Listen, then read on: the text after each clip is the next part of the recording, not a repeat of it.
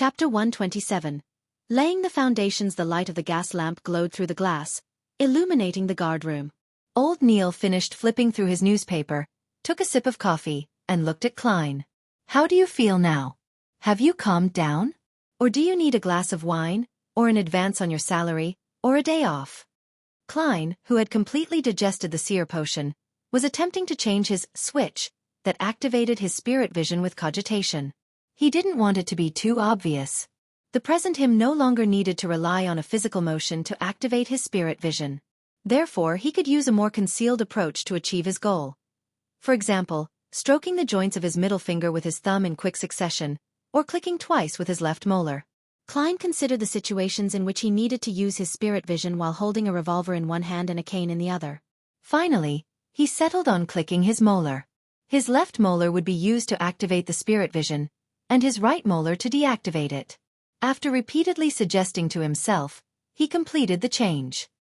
He then opened his eyes and smiled. "I was merely too concerned about the captain's operation. I don't need to calm myself down." At the same time, he clicked his left molar twice and attempted to activate his spirit vision. He wanted to familiarize himself with this method as quickly as possible. Cough, cough, cough. Old Neil started coughing violently. He coughed till his face turned red, like a cooked lobster. "What happened?" Klein froze before asking in concern. He scanned old Neil's aura seriously, only to notice that the colors representing his health were still normal, only a little dull due to his age. Old Neil coughed for nearly 20 seconds before earning respite. He felt for his cup of coffee and slowly took a sip. "Everyone makes mistakes, ahem. I choked on my drink just now. Shall we begin our mysticism lessons for today?" "All right." Klein silently clicked his right molars twice. Klein was elated, yet frustrated that he had completely digested the seer potion a week or two ahead of his prediction. He was naturally glad that he was freed from the risk of losing control and would advance soon, obtaining even more beyonder powers. That was something anyone would be happy and excited about. But he was also frustrated, as it disrupted his plans and schedules. Considering the fact that he still had to stay with the Tinjin Nighthawks for some time, Klein thought that secretly advancing to clown wasn't the wisest choice. If he did so, he would be constantly worried about being exposed, and he would be unable to use his abilities when there were missions, making it even more dangerous for himself. He planned to learn from Spirit Medium daily and submit an application to the higher-ups. He would use his contributions to obtain the recipe and extraordinary ingredients before officially advancing into a Sequence 8 Nighthawk. But there was a difference between grasping a potion in a month and in a year. Klein could bear the scrutiny of the Holy Cathedral and become a talent for nurturing, but he didn't want the higher-ups to suspect him. He needed to find a convincing reason to explain his circumstances. He had planned to use the time before the seer potion was completely digested to lay some foundations with the captain. For example, he would mention that he felt his spirituality become more active whenever he went to the divination club, or pretend to casually describe the laws of a seer that he had derived from helping other people divine their fortunes. He could also mention that he didn't hear any voices that he shouldn't be hearing, or see things that are not for his eyes. This way, the higher-ups of the Nighthawks would think that he had unintentionally learned something from Daly when completing his mission, and had done a more thorough job than her. This would make the higher-ups focus more on summarizing the laws and discovering the acting method, reducing the suspicion placed on Klein. That way, I could even help the captain and the rest learn about the acting method. Klein added in his heart. He felt that Dunn Smith was a good captain. He had no glaring flaws other than his poor memory. Thus, he wanted to reduce the risk of Dunn losing control and make him more powerful. Of course, Klein could also choose to apply after a year to avoid any risks. But the continuous coincidences and the red chimney he saw in his dream divination gave him no choice but to improve his abilities as soon as possible. "I'll lay the foundation with the captain 3 or 4 times over the next 2 weeks before formally submitting my request. At the same time, I can head over to the underground market to see if there are any of the necessary extraordinary ingredients. They will probably be very expensive." Klein quickly made a decision and focused his attention once again on the mysticism lessons. Time passed quickly as lunchtime slowly approached. Old Neil finished his coffee and cleared the stuff on the table as he laughed. "Your mysticism lessons will come to an end soon. From the test just now, it would seem that you can create charms for yourself now. That's my plan for the next few days." Klein heaved a satisfied sigh. Charms were different from the protective amulets he had given Benson and Melissa. They needed to be carved with the help of ritualistic magic, and they had certain unique abilities that could be used in battle. But a low-grade charm couldn't do everything. The spirituality it contained would decrease over time and had to be renewed once every 2 weeks. Also, he needed to activate them with specific incantations. It was impossible to use them at will. Furthermore, the charms wielded by the Nighthawks were still limited to the domains of the Evernight goddess. Klein could only make 3 different kinds of charms for the time being. The first was the slumber charm, and its effect was similar to Dunn Smith's and Leonard Mitchell's ability to put someone to sleep with their singing. The second was the requiem charm, which was able to soothe ghosts, souls, zombies, and the like. It could also deal with vengeful and evil spirits to a certain extent. The last was the dream charm. Its abilities allowed the wielder to enter the dream of someone else. These abilities were similar to the abilities of the Midnight Poet and Nightmare from the Sleepless sequence, so Dunn and Leonard had no use for these charms. Corpse Collector Fry, Sleepless Royale, and Kenley would bring 1 or 2 along with them, but they hadn't needed them in a long time. They frequently brought their charms back to Old Neil so he could recharge them. Old Neil glanced at Klein and smiled. "I remember you saying that you practiced a lot this month and have run out of materials. Are you going to the underground market?" Klein was taken aback at first before he nodded with a pained heart. Yes. He clearly knew the prices of the ingredients. He could only hope that he succeeded in making the charms on his first try instead of wasting materials. After being presented with the mission of bringing lunch underground, Klein put on his jacket and hat before returning to the Blackthorn Security Company on the 2nd floor with cane in hand. As he walked past the entertainment room, he saw that Leonard and the rest had already returned and were enjoying their lunches. Knock, knock, knock. He knocked on the captain's door. "Please come in." Dunn's mellow voice sounded. Klein pushed the door open and took off his hat. "Captain, did you catch Instigator Trissy?" Dunn rubbed his temples and shook his head in exhaustion. "We didn't find her at Tingen Station, but according to the telegraph we received from Backlund, a passenger saw her in the first-class carriage of the earliest train. Regrettably, she got off in the middle of the journey." "How regrettable." Klein sighed even though he had expected this. "Divination isn't all-powerful." Dunn's gray eyes swept past him. "There's no need to be depressed. It isn't easy to capture a Sequence 7 Beyonder. At the very least, we disrupted Trissy's evil ritual and saved at least 40 innocent lives. Furthermore, we understand her situation now. She can no longer commit crimes as she wishes. If she tries to do something similar, she'll be noticed, discovered, and reported at any time. Sooner or later, she'll be captured by the Nighthawks, mandated punishers, or the machinery hive mind. It's even possible that she'll be killed. Let's hope that is the case. May the goddess bless us." Klein drew the crimson moon on his chest. Following that, he paused and pondered over his words. "Captain, I haven't heard unwanted voices or seen unwanted visions for over a week now. Also, that's true even when I am in cogitation or using my spirit vision." "Really?" Dunn creased his brows, puzzled. Klein immediately elaborated, "I feel that I'm not far off from achieving full control over the seer potion. This could be due to my frequent visits to the Divination Club and helping others tell their fortune." "Why do you think so?" Dunn immediately changed his seating posture, his expression lost. Klein added a stammer into his sentence. Every time I head to the Divination Club, I can feel my spirituality becoming more active, and every time I help someone divine something, my heart, body, and soul become more relaxed. I've also come up with a set of rules for a seer. I've been following it strictly, just like how a mystery prior can do as you wish, but do no harm. I found inspiration from this maxim and tried coming up with a maxim designed for seers. I think that this might be an effective way to help Beyonders gain control over their potions faster and reduce the risk of losing control. Just like Madame Daly, who has always been a spirit medium. It was unknown when Dunn had taken out his pipe. He placed it at his nose and took a whiff, seemingly forgetting about Klein as he thought for a few minutes. A remarkable guess and an interesting trial. Klein had only wanted to briefly mention it this time around to set up an underlying reason, so he did not say anything further. He switched to a half-joking tone and said, "Perhaps I'll be the fastest Nighthawk in history to gain control of a Sequence 9 potion."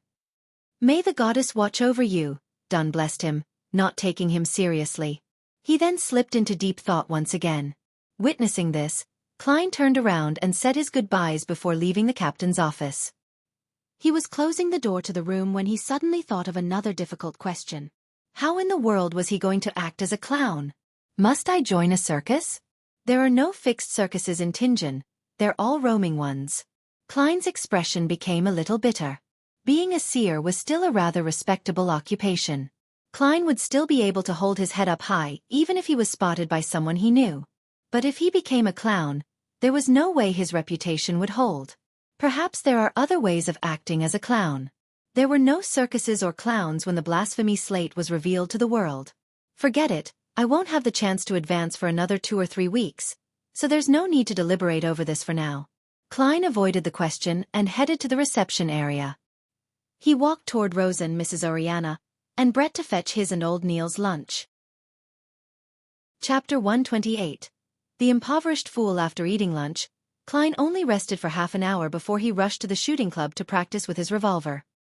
He didn't dare to relax, not one bit. After practicing his shooting skills day after day and expending more than 1,000 bullets, he was finally shooting well enough to earn Dunn Smith's basic approval. He was pretty good at fixed target shooting.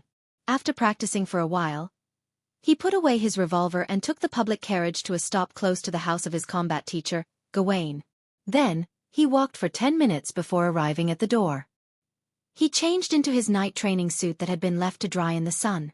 After running, skipping rope, lifting weights, squatting, and other exercises, not to mention footwork and punching training, he was covered in sweat and felt exhausted. Take a break for 15 minutes.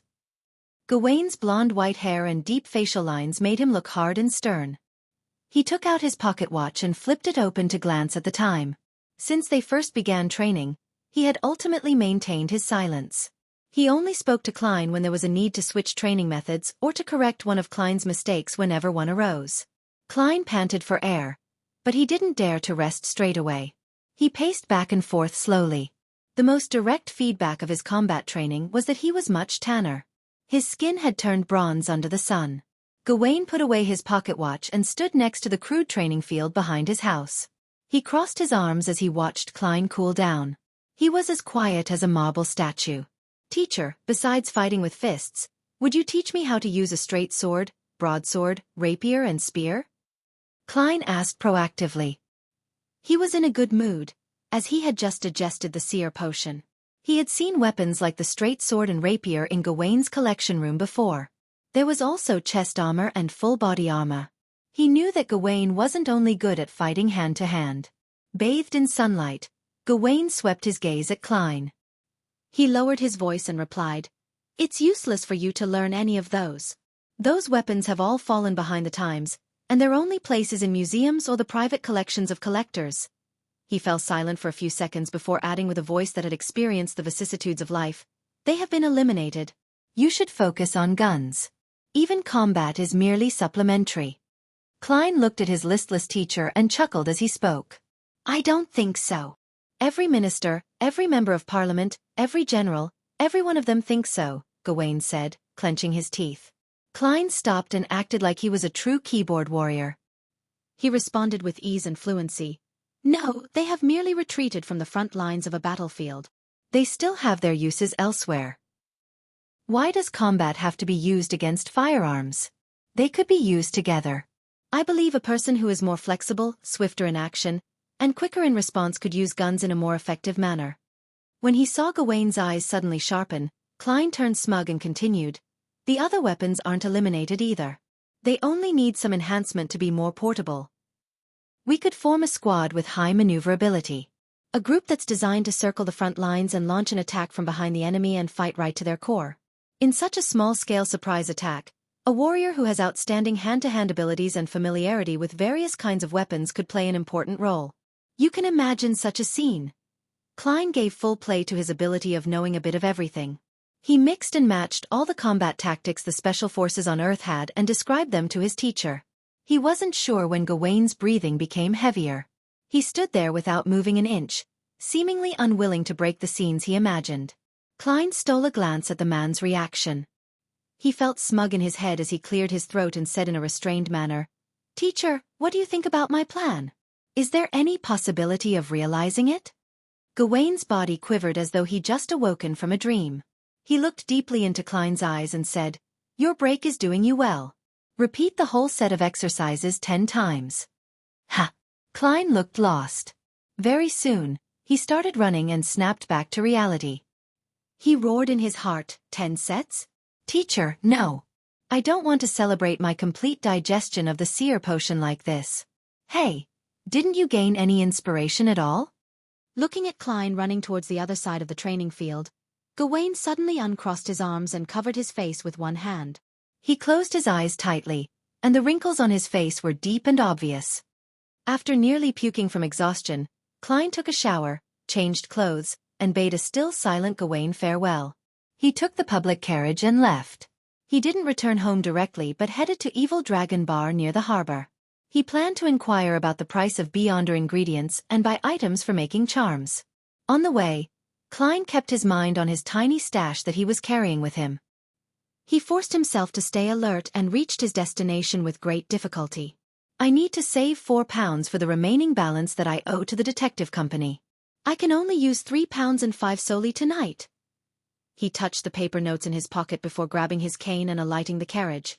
At that moment, the sun had already begun slipping below the horizon. All the houses were gradually tainted with a twilight luster. The boxing matches and rat baiting with dogs were already warming up in Evil Dragon Bar. After passing through the billiard room and numerous rooms, Klein finally entered the underground market. He looked to the left and right, but he didn't see Monster Adamasol, who was always active around there. Didn't old Neil say that Adamasol only managed to survive because the boss of Evil Dragon Bar feeds him? Klein asked himself curiously. As a nighthawk, he remained vigilant to matters like that. He approached the brawny man guarding the door and asked, "Where's Adamasol?" The brawny man replied without a smile, "I have no idea where he's sleeping. He's been like that lately. He lies down and shivers and chants, 'Dead, dead, all corpses, everyone has to die.' What scenes did he see this time? What triggered him?" Klein creased his eyebrows slightly and asked for more details. He wanted to know where Adamasol was sleeping, but the guard didn't know either. "When I'm done, I'll look for him via divination to see what he's been through." After taking note of this, Klein walked towards one of the 2 rooms at the end of the trading market. According to old Neil, the room on the left was for loans and repayment, while the room on the right was for the buying and selling of precious items, including beyonder ingredients. When he opened the door to enter the room on the right, Klein realized that there was a partition that separated it into 2 spaces, the inside and the outside. There were another 3 customers waiting on the outside. He lowered his silk top hat and queued behind the 3 customers. He leaned his body forward and supported himself with the cane as he waited in silence. Soon, the door of the partition opened and a customer in a bluish-gray harbor worker uniform came out. He kept his head low and left in a hurry. Klein lightly clicked his left molar twice and looked at the man with spirit vision. He then looked at the other 3 customers. There was nothing wrong with them other than the usual minor illnesses that people had. After another 10+ minutes, it was finally his turn. He opened the door and entered the room that was lit with a kerosene lamp. He locked the door and took the seat that belonged to the customer. He looked towards the old man wearing a black felt hat opposite him. "I'd like to know what beyonder ingredients you have, and at what prices they are being sold." The cheek muscles of the elder were droopy and the wrinkles at the corner of his eyes were deep, but his body was well built. He didn't find Klein's request weird because many customers weren't willing to let another person know what they wanted to buy before they confirmed that the seller had it available. Generally, they wished to be introduced to all options. The old man flipped to the newest pages of the notebook, stole a glance at Klein, and took a sip of his honey wine before he said, "Water Ghost's brain tissue costs from £3 to £15 depending on how intact it is. Star crystal, £150 per 50 grams. £200 for 1 queen bee grass. £170 for an adult black spotted frog. £280 for human-faced rose, but there's only one." Klein controlled his emotional response. After he listened to the old man's introduction, he was surprised that an underground trading place like this had fewer than 30 beyonder ingredients. As he touched the notes worth £7 in his pocket and thought of Miss Justice's attitude towards £1,000, he sighed. "Unfortunately, there is nothing I want." Without waiting for the elder to pose any further questions, He quickly turned around to open the door and made an exit. He returned to the underground market and looked around blankly. He stood there for a while and sighed with a bitter smile. I'm probably the poorest boss among all the secret organizations. That only steeled his resolve of getting ingredients internally from the Nighthawks or through exchanges with Justice or the Hanged Man. After circling the underground market twice, Klein picked and purchased ingredients to make charms, such as a partially finished silver piece, herbal powders needed for rituals, and natural ores. He spent £1.15 solely in total. My private stash of money only has £5.10 solely left. Excluding the final payment to the detective, I still have £1.10 solely. After Klein silently did the math regarding his financial situation, he felt helpless. Of course, he knew very well that he had only been working for just over a month. If the time span had been extended to a year, he should have been able to save up more than £100. In another 2 weeks, I'll have to tell Benson and Melissa that I've gotten a raise to £3. We can hire a maidservant, but I won't have a private stash of money anymore, Klein thought as he walked towards the exit of the underground market. Just then, he saw old Neil in his classic black robe entering slowly. Got everything? Old Neil greeted with a chuckle. Yes, Klein answered frankly. Old Neil scared immediately. You came really early. That's because I'm still hungry, but you've already had your dinner. Klein chatted casually with old Neil. After a while, the boss of Evil Dragon Bar, Swain, walked in with his Navy officer uniform draped over him. He approached the two of them with a mask of solemnity and lowered his voice. I need your help. What happened? Old Neil suddenly turned serious, and Klein couldn't help but feel a tug at his heartstrings. Swain's brown hair was messy, and there was a strong smell of alcohol in his breath. He replied in a low voice, a member from the mandated punishers has lost control nearby. We have to finish him before he harms any commoners. Chapter 129. Rampager lost control? Klein's heart tightened as he nearly blurted out his question. Even though Dunn and old Neil had frequently emphasized the possibilities of losing control and the harm it caused, this was the first time he was experiencing an incident like that. He felt a little horrified, a little lost, a little scared, and a little saddened. He felt extremely mixed emotions. Among the cases that we have to deal with annually, a quarter of them were a result of Beyonders who lost control.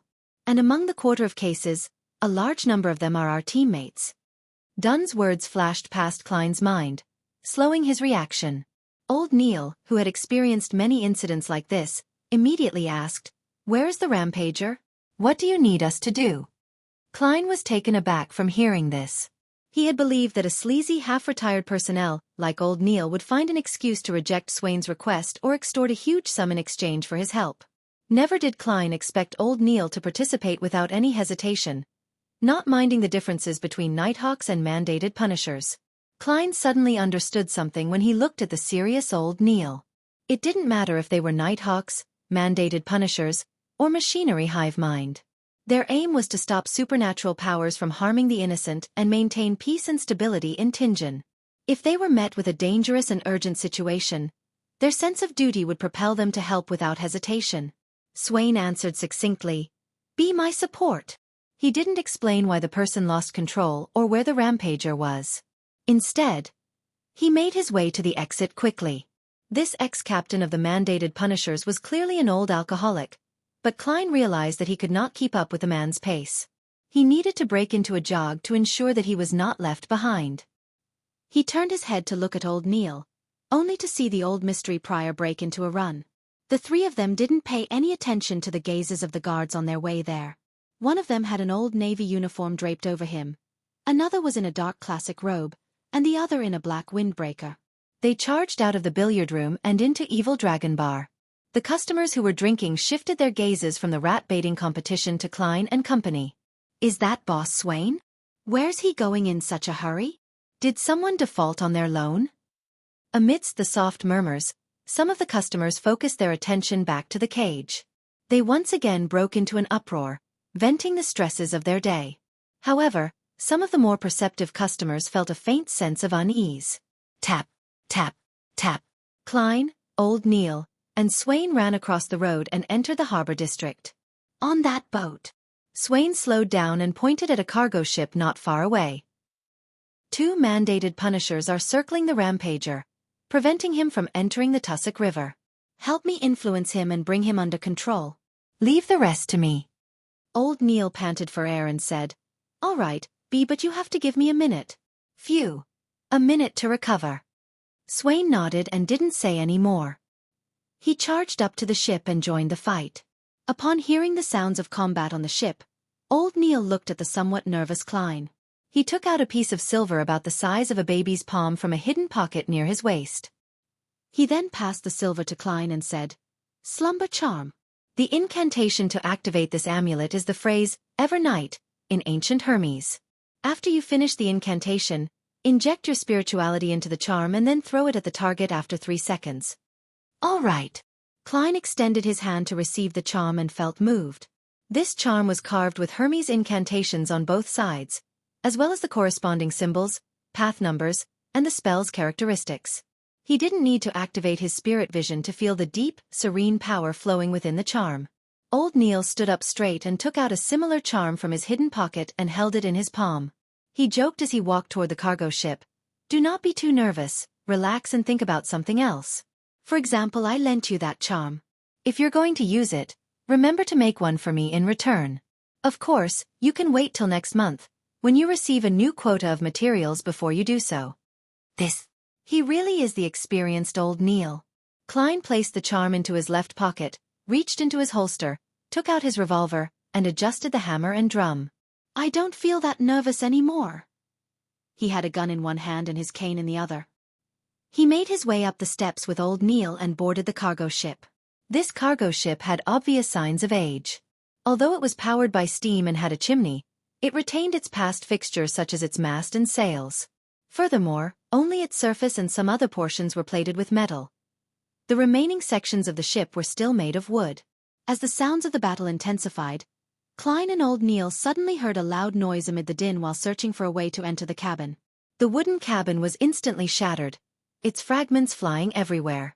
A figure fell through the hole and crashed onto the side of the ship. Klein didn't have the luxury of time to evaluate the man's injuries. His gaze was focused on the monster which was charging towards the hole.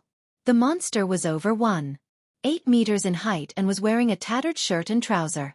Its ankles were covered with dark green scales, and a layer of skin had formed between its fingers and toes, as if they were the webbed limbs of an aquatic creature. It had a head covered in wrinkles, still barely resembling a human. Its scales were coated with a sticky fluid that continuously dripped onto the floor. Sizzle! The sticky dark green liquid corroded the deck slightly, leaving visible marks behind. Bam! Swain punched the monster from the side, causing it to stagger 2 steps to the side. Bam! Bam! Bam! Even with the ridiculous muscles Swain had, he was clearly inferior to the monster. Despite having his punches and kicks connect, they were unable to smash through its scales and cause physical harm. Swain was momentarily reduced to a wretched state as he staggered. If not for Swain's astounding sense of balance and the efforts of the other mandated punishers to shoot and suppress the monster, Klein suspected that this blue-eyed elder would have been beaten to death by the monster. Thud! Thud! Thud! Swain took multiple steps back, then advanced once again, like a moth to a flame. But Klein could sense that he was accumulating something, waiting for something. Bam! Swain was sent to retreat, his body obscuring another mandated punisher's field of vision. The monster took this chance to charge towards the opening. It wanted to escape the ship and jump into the tussock river. Looking at the wrinkled, sticky head of the monster, Klein lifted his right hand and pulled the trigger. Bang! The silver demon hunting bullet hit the monster's body just as he predicted. But it had only hit its scales and failed to fully penetrate its body. The monster let out a ear-piercing shriek before it exerted strength with its feet and pounced at Klein. When a stinking fishy smell hit him, Klein suddenly hunched down and rolled to the side. Clang! He felt the ship shake as fragments had hit it as well. At the same time, he heard an old but deep voice recite an incantation in ancient Hermes, Ever Night. Klein rolled over 2 more times. He couldn't care about his cane as he lifted his head and revolver in a fluster. All he saw was Old Neil tossing out his charm calmly, despite being incredibly close to the monster. The piece of silver was instantly swallowed by a dark red flame and released the faint sound of an explosion. A deep, serene power spread forth. The monster, who had almost destroyed the side of the shop, rocked. Its movements became sluggish. Swain charged out from the cabin.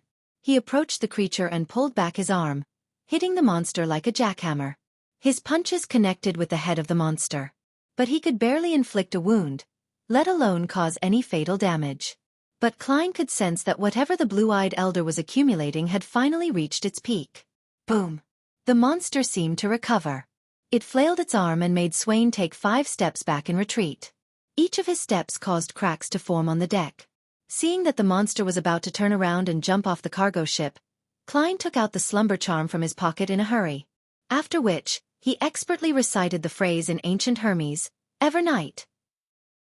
Suddenly, Klein felt the silver charm in his hand turn ice-cold, as if it was made from snow. He didn't think too much about it. He injected his spirituality into the charm, then pulled his arm back before throwing it forward, sending the charm flying towards the monster. Meanwhile, the fish-and-human monster had jumped into the air. The dark red flames illuminated the surrounding darkness, and the faint explosion was like a prelude to a slumber as it quickly radiated outwards. Bam!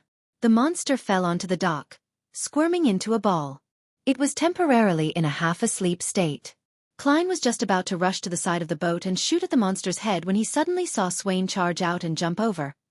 His navy uniform already long gone. He changed his posture in the air, his muscles tightening. Using his spiritual perception, Klein could feel something that had been suppressed erupt. Swain descended from the sky and slammed into the body of the monster. He then straightened his back and landed a heavy fist on the head of the monster. Crack! The monster's skull shattered into pieces. Dark red blood and grayish brain matter laced with the green sticky liquid splattered all over the ground. This is one of the abilities of a folk of rage? Klein muttered to himself as he stood near the broken side of the ship. Old Neil held his left arm and leaned over to look at what had happened below. At that moment, Swain was standing straight. He stared at the monster under his feet that had just lost its life. He took out a metal flask and opened the lid. He drank a good half of the liquor before tilting the flask, pouring the remaining liquor onto the monster. After finishing this, Swain looked like he had aged considerably, his back hunching a little. Old Neil sighed as he looked at the scene below. He whispered to Klein, "I know this mandated punisher who lost control." He had followed Swain for almost 30 years, once clearing water ghosts who had been killing people on the shore. He also captured evil beyonders who were trying to escape through the Tussock River. He didn't continue, but Klein understood what he wanted to say. A guard who had made many contributions and killed countless monsters ended up becoming a monster himself. This was not an isolated incident. It was a possible outcome that many members of the Nighthawks, mandated punishers, or machinery hive mind would one day face. Chapter 130. Backlund's secret gathering. Klein looked at Swain standing before the monster's corpse before looking sideways towards the mandated punisher who was helping his semi-conscious partner up by the arm. Klein suddenly felt an indescribable sadness. It was almost impossible for members of the Nighthawks, mandated punishers, and the machinery hive mind to be known as heroes. The things they did were never made known to the public but only hidden in confidential dockets. But the danger and pain they endured were ever so real. Perhaps there would be a day when my enemy will be one of my teammates. Klein sighed silently. He felt the heavy weight that all Nighthawks, mandated punishers, and machinery hive mind carried. At that moment, old Neil let out a sigh. "Let's go. Let's not disturb them." "Okay." Klein picked up his cane. Just as he widened his stride, he suddenly noticed that old Neil was still holding his left hand. He asked, concerned, "Are you hurt?" Old Neil chuckled briefly before saying, "I got stabbed by one of the shrapnel earlier. If I was still young, I definitely would have been able to dodge it. Luckily, it's just a small cut." He moved his right hand slightly to let Klein see the tiny wound that was still lightly bleeding on the back of his left hand. After he confirmed that it wasn't a big issue, Klein walked off along the gangway as he sighed. "Mr. Neil, you're much calmer than I imagined. Despite being less than 2 meters away from the monster, you could still chant the incantation calmly and use the charm." Although the rampaging mandated punisher had leaped towards Klein in the form of a monster, old Neil was physically very close to him the entire time. Old Neil chucked at the compliment. "I'm an experienced Nighthawk. Among the dangerous things that I've done, what happened just now isn't even in my top 10. Once, when I was patrolling Raphael Cemetery with Dunn, I had no idea that a corpse had turned into a zombie and left its tomb to lie in ambush in the shadows of the trees. I passed by without noticing it at all since I was looking for some hidden spot. Hey, you know what I mean. In the end, he leapt onto my back and seized my throat. Klein felt gripped by terror when he heard the recollection as he voiced out his guess.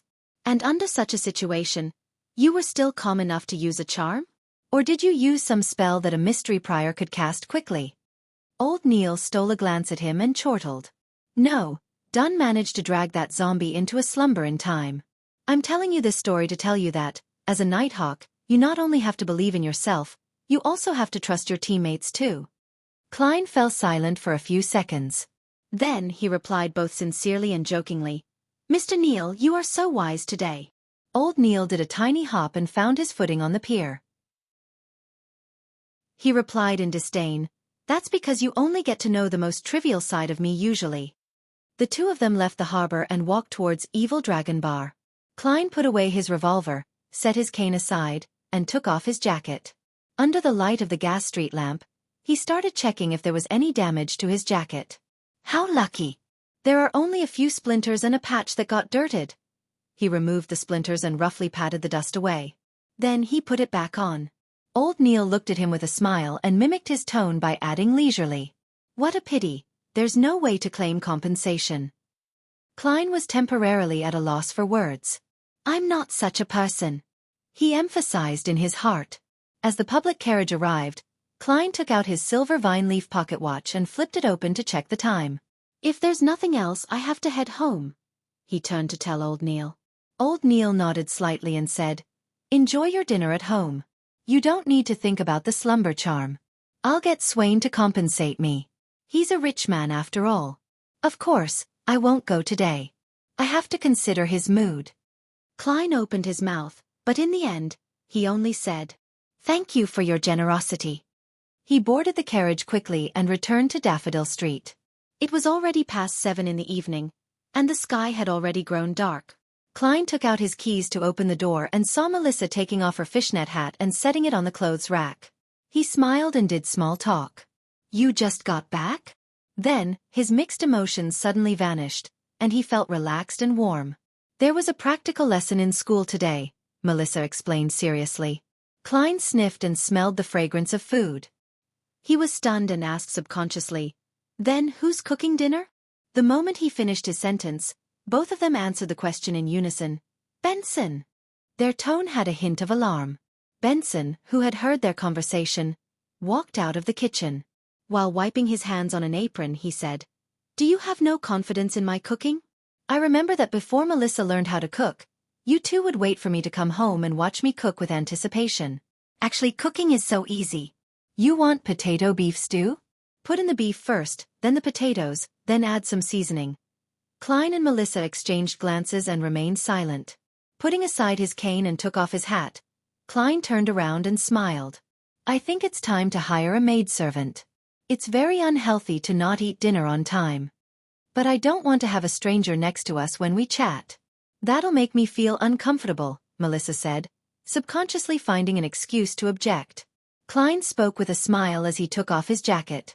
I don't mind. Just then his expression froze and he stopped what he was doing. I almost took off my jacket. I still have a revolver at my armpit. Ahem. He cleared his throat and pretended nothing happened. Don't mind her. When we get home, we can let the maidservant rest in her room. I doubt any maidservant would dislike resting. We must find a maidservant who's willing to learn how to cook. He didn't want to endure the torture of a cuisine that left him guessing in the future. Benson stood at the kitchen and nodded in agreement. When we have time, we can go over to Tingen Family Servant Assistance Association. They have a great deal of experience and many resources in this field. All right, it's decided then. Klein ignored Melissa's unwilling look. Backlund, Empress Borough, Viscount Glaint's residence. Audrey Hall left the party with her personal maid, Annie. They came to the second floor and entered the bedroom that the Viscount had prepared. She took off her glamorous dress and her lightweight dancing heels slowly with Annie's assistance. She then put on a black hooded robe that she had prepared ahead of time. Pulling up the hood, Audrey stood before the full mirror and examined herself. She saw that more than half her face was covered by the shadow of her hood, and only her beautiful lips were clearly exposed. Long black robe, face hidden by shadows, a mysterious feeling. This is something I've been dreaming of wearing all this time. Audrey thought to herself happily. Worried, she added a blue boat-shaped soft hat under her hood. With the fine checkered fishnet drooping down, her facial features became even more indiscernible. Not bad, that's it. Audrey stuffed her feet into leather ankle boots, looked to the side, and told Annie, "Wait for me here. No matter who comes, do not open the door." Annie looked at her helplessly and said, "But you have to make sure that your trip doesn't take more than an hour." "You should trust me.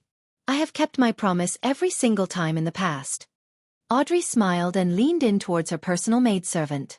She hugged her and kissed her cheek as etiquette demanded. Then, she walked quickly and pulled up her hood. Turning around, she exited the bedroom through a secret door. She walked all the way down and came to the side door of the Viscount's residence, where she saw that there was already a carriage waiting there. Glaint stood amidst the shadows as he glanced at Audrey and complimented sincerely. "By dressing up like this, you are really, like the description Emperor Roselle often used, very cool." "Thank you." Audrey pulled up an imaginary skirt and curtsied elegantly. The two of them got into the carriage and left the villa. They arrived at a house about 10 minutes away. Outside the house, Audrey saw Apprentice Furs Wall and her friend, Tribunal Xiao Dericha, whom she had been seeing recently. Furs's slightly wavy brown hair and her light blue eyes showed a natural laziness. She pointed at Xiao Dericha next to her and said, "She's an excellent persuader, capable of helping you get things that you want." Xiao Dericha was slightly shorter, about 150 centimeters at most. Her facial features were soft, but she seemed pretty young and immature. Although her shoulder-length blonde hair was messy and unkempt, and she was in a traditional night training suit, she carried an indescribable look of dignity and a convincing charm. Audrey had met her a few times. She smiled faintly and greeted, "Miss Xiao, can I trust you?" "You don't have to worry at all." Xiao Dericha smiled and gestured with her hand. Just as she walked to follow Audrey and Viscount Glaint, they heard a sudden thud. Audrey looked towards the source of the sound and saw that a triangular blade coruscating with a cold glimmer had fallen beside Xiao Dericha's leg. Audrey and Xiao Dericha exchanged looks, simultaneously at a loss for words. After nearly 20 seconds, Xiao Dericha quickly squatted and picked up the triangular blade and hid it on her body. "We have to prevent the occurrence of an accident. Some people lack rationality, and they aren't convinced easily," Xiao Dericha explained seriously. Audrey nodded and replied with a clear voice, "I believe you." "These are tools to convince those bastards to talk to us calmly," Furs added, looking sideways at the grass plains. The quartet didn't continue conversing and walked a few steps forward. They knocked on the wooden door with 3 long and 2 short knocks. The door squeaked and opened. Slowly, using her spectator state, Audrey looked into the house that had many people sitting around randomly. They employed various methods such as hoods or masks to conceal their looks. Some didn't even bother and exposed their faces openly. Almost instantly, Audrey noticed a black-robed man on a single-seat sofa. That man wore a hood too, hiding his looks under a shadow. He looked at all the guests in silence, giving people a feeling that he was somehow in a commanding position. He is very confident, but his gaze is very disgusting. His gaze moved up and down my body like 2 slippery tentacles wanting to tear off my clothes. Audrey's senses were sharp. She carefully observed and made a judgment calmly, but she nearly had goosebumps. Furs introduced him. "That's Mr. A powerful Beyonder, the leader of this secret gathering." Chapter 131. Transaction Mr. A? That sounds more like a code name for a criminal rather than a powerful man of mystery. It can't be compared to the Fool at all. No, only gods or demigods can be compared to Mr. Fool. Audrey felt a sense of superiority as she thought about this. She looked calmly at Mr. A and spoke to Furs and Xiao Dericha with a hushed tone. "Are there any stories about this man?" The hooded Viscount Glaint was equally curious. Xiao Dericha replied sternly, "There were several such incidents in the past. Sequence 8 Beyonders, some even at Sequence 7, have targeted and tried to deal with Mr. A, but they've all mysteriously disappeared." "So he truly is a powerful Beyonder," Glaint marveled. They walked into the room as they spoke. The guards immediately closed the door behind them. After adjusting to the gas lamp's light in the room, Audrey saw two blackboards with several phrases written across them right in front of her. At that moment Furs, who had an unlit cigarette in her hand, whispered, "Those are the requests of the members of this gathering. You should be able to understand that many people do not wish for others to know what they possess to avoid being a target of greedy people. Thus, they write their requests, or what they are selling, as well as the rough price on the blackboards anonymously." Audrey nodded. She didn't care to observe the members of the meeting. Instead, she shifted her gaze to the words on the left board. "I need a pair of eyes from a mature manhal fish. The dust left behind by vengeful spirits, £165. 3 pages from Emperor Roselle's notebook, £20. Audrey couldn't maintain the state of her spectator when she saw that. She was as shocked as she was excited. These prices are too cheap," she thought in excitement and joy. As she walked, her gaze shifted as she saw other notices. Tears of an infant flower, £200. Mummy powder, 10 grams, £5. Fishman secretion, 30 milliliters, £29. Formula for sequence 8 potion sheriff, £450. Just too cheap. The Beyonder ingredients all cost less than £300. Audrey's eyes sparkled as she found a place to sit together with her companions. Xiao Dericha leaned over and whispered into her ear, "Do you have anything you want?" Audrey breathed heavily. Emperor Roselle's famous quote flashed through her mind, "I want it all." She had 2 elder brothers, rendering her eligibility to inherit the aristocratic title and the main portion of the inheritance null. But as a lady adored by her parents and brothers, she had property, farmland, pastures, mines, jewelry, stocks, and bonds to her name. Together, they were valued at £300,000. This was a part of her inheritance, but she only possessed them in name before her father, Count Hall, passed away, or when she got married. Every year, she received a corresponding amount from a trust fund. But even so, she could receive £15,000 to £25,000 a year, making her one of the richest women among the nobles in the entire Lone Kingdom. Of course, she had expenses she couldn't avoid as a noble.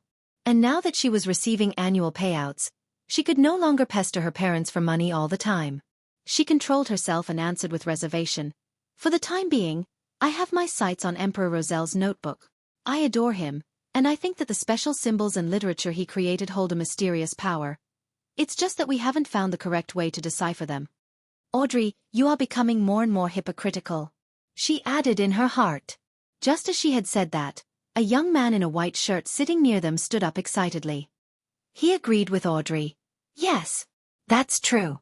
I've finally met someone who shares the same opinion as me. I'm the person with the 3 pages of the notebook, and I can sell them to you right now." Audrey was at a loss at first before she replied with a smile, "Then please allow me to express my gratitude." She took out a pair of £10 notes and handed them over to the man, then received the 3 pages of Emperor Roselle's diary in exchange. Of course, no one here knew that they were part of his diary, and thus everyone generally called them his notebook. Audrey flipped through the pages after she received them and confirmed that the writing was similar to the previous pages that she had come across. She put away the diary and asked Xiao and Furs softly, "Who can I look for if the notes are fake?" "Mr. A?" "Yes, Mr. A will not allow any fraud to take place in his gathering. And I could help you mediate this privately too," Xiao Dericha replied eagerly. "I understand." Audrey entered her spectator state and surveyed the Beyonders and Beyonders to be around her. There were many people looking over because of the excitement of the young man just now. They were observing Audrey and Glaint, some making it obvious while others were more discreet, but Audrey and Glaint's hoods covered their features well. There are sofas and chairs strewn all around the venue, all facing the board. The material of the furniture is rather normal, indicating that the person who gathered them here, Mr. A, isn't a noble and doesn't care much about the venue. Yes, with the confidence he displayed, he need not be overly pretentious with the venue. Audrey looked around and calmly observed. Mr. A looks at all the ladies present, his gaze often lingering on those who have above-average looks. He's lecherous. Why is he looking at me so frequently? Can he see through my robe? Audrey was shocked at this deduction. She felt disgusted, as if she had just eaten a fly. But her worries quickly eased, for she noticed that Mr. A was not looking at her body or the bodies of the other ladies. This means that his eyes cannot see through fabric directly. His sense of sight is exceptional. It's as if he's observing me at a close distance. With that ability, the hood won't achieve much. Audrey calmly observed the rest of the people engaging in their own deals and got an understanding of the circumstances of some of the people there.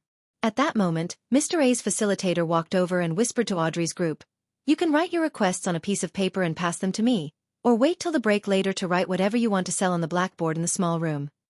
Furs took a whiff of her cigarette and surveyed the surroundings cautiously. "Have you considered which Sequence 9 formula you want?" She had kept her promise and told Audrey and Viscount Glaint about all the sequence pathways she knew of.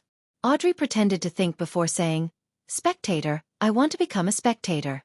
And, I also want the advancement of Spectator the telepathist." She considered the fact that she would have to come into frequent contact with Furs and Xiaoderi Cha in the future, making it highly possible that they would realize that she was a beyonder, a spectator. Thus, she decided to take this opportunity to reveal this to them and completely conceal the fact that the Tarot Club existed. "Even though I'll be wasting some money, it'll still be worth it," Audrey praised herself. At the same time, she noticed that Xiaoderi Cha was looking at the blackboards from time to time. Her expression was that of desire and depression. "Zio told me that the corresponding Sequence 8 to Arbiter was Sheriff. She's looking at the £450 price tag? Well, it's obvious that she wants the formula for Sheriff. She's already been an Arbiter for more than a year, and she has been unknowingly acting the role of an Arbiter. Her potion should have been digested already. All these details tell me that Zio lacks money." As Audrey was deducing all of this, Viscount Glaint revealed his choice. "Apothecary, I want the formula for Sequence 9 Apothecary." Feeling the gazes from Audrey, Furs and Zio, he explained himself with a chortle. "To me, health and not having to worry about major illnesses and harm is the most important thing. A rational decision. I once dreamed of becoming an apothecary." Furs sighed while smiling. She had a rather languid demeanor. After making the decision, Audrey and the rest wrote their requests on pieces of paper and handed them over to the facilitator. They looked on as the facilitator made his way around the venue and asked the other participants, collecting several other slips of paper. This facilitator then shuffled the notes and handed them over to his partner in charge of the blackboards, asking him to transcribe the information onto them. "I need the formulas for Potion Spectator and Telepathist. The price will be negotiated face-to-face." The facilitator would repeat the request 3 times after he wrote it onto the blackboard. If someone was interested, they could apply for a room in secret. There would be facilitators helping them complete the deal. After waiting for a while, Audrey and Glaint didn't receive a request for a deal. They were rather disappointed. At this moment, a facilitator walked over to Audrey's side and handed her a folded piece of paper. "It's from Mr. A," the facilitator said softly. Audrey unfolded the slip of paper and took a look. "Are you interested in the formulas of other Sequence 9 potions?" Audrey curled the ends of her mouth disdainfully and wrote on a blank spot, "I am only interested in Spectator." She folded the piece of paper and handed it back to the facilitator, then watched as he passed it back to Mr. A. Mr. A took a glance and didn't say anything, continuing to look over the rest of the members silently. But Audrey sharply noticed that he had secretly burned the piece of paper and allowed the ashes to fall to the floor. 15 minutes later, Mr. A said, "Now we will have a break. You can interact with other participants freely."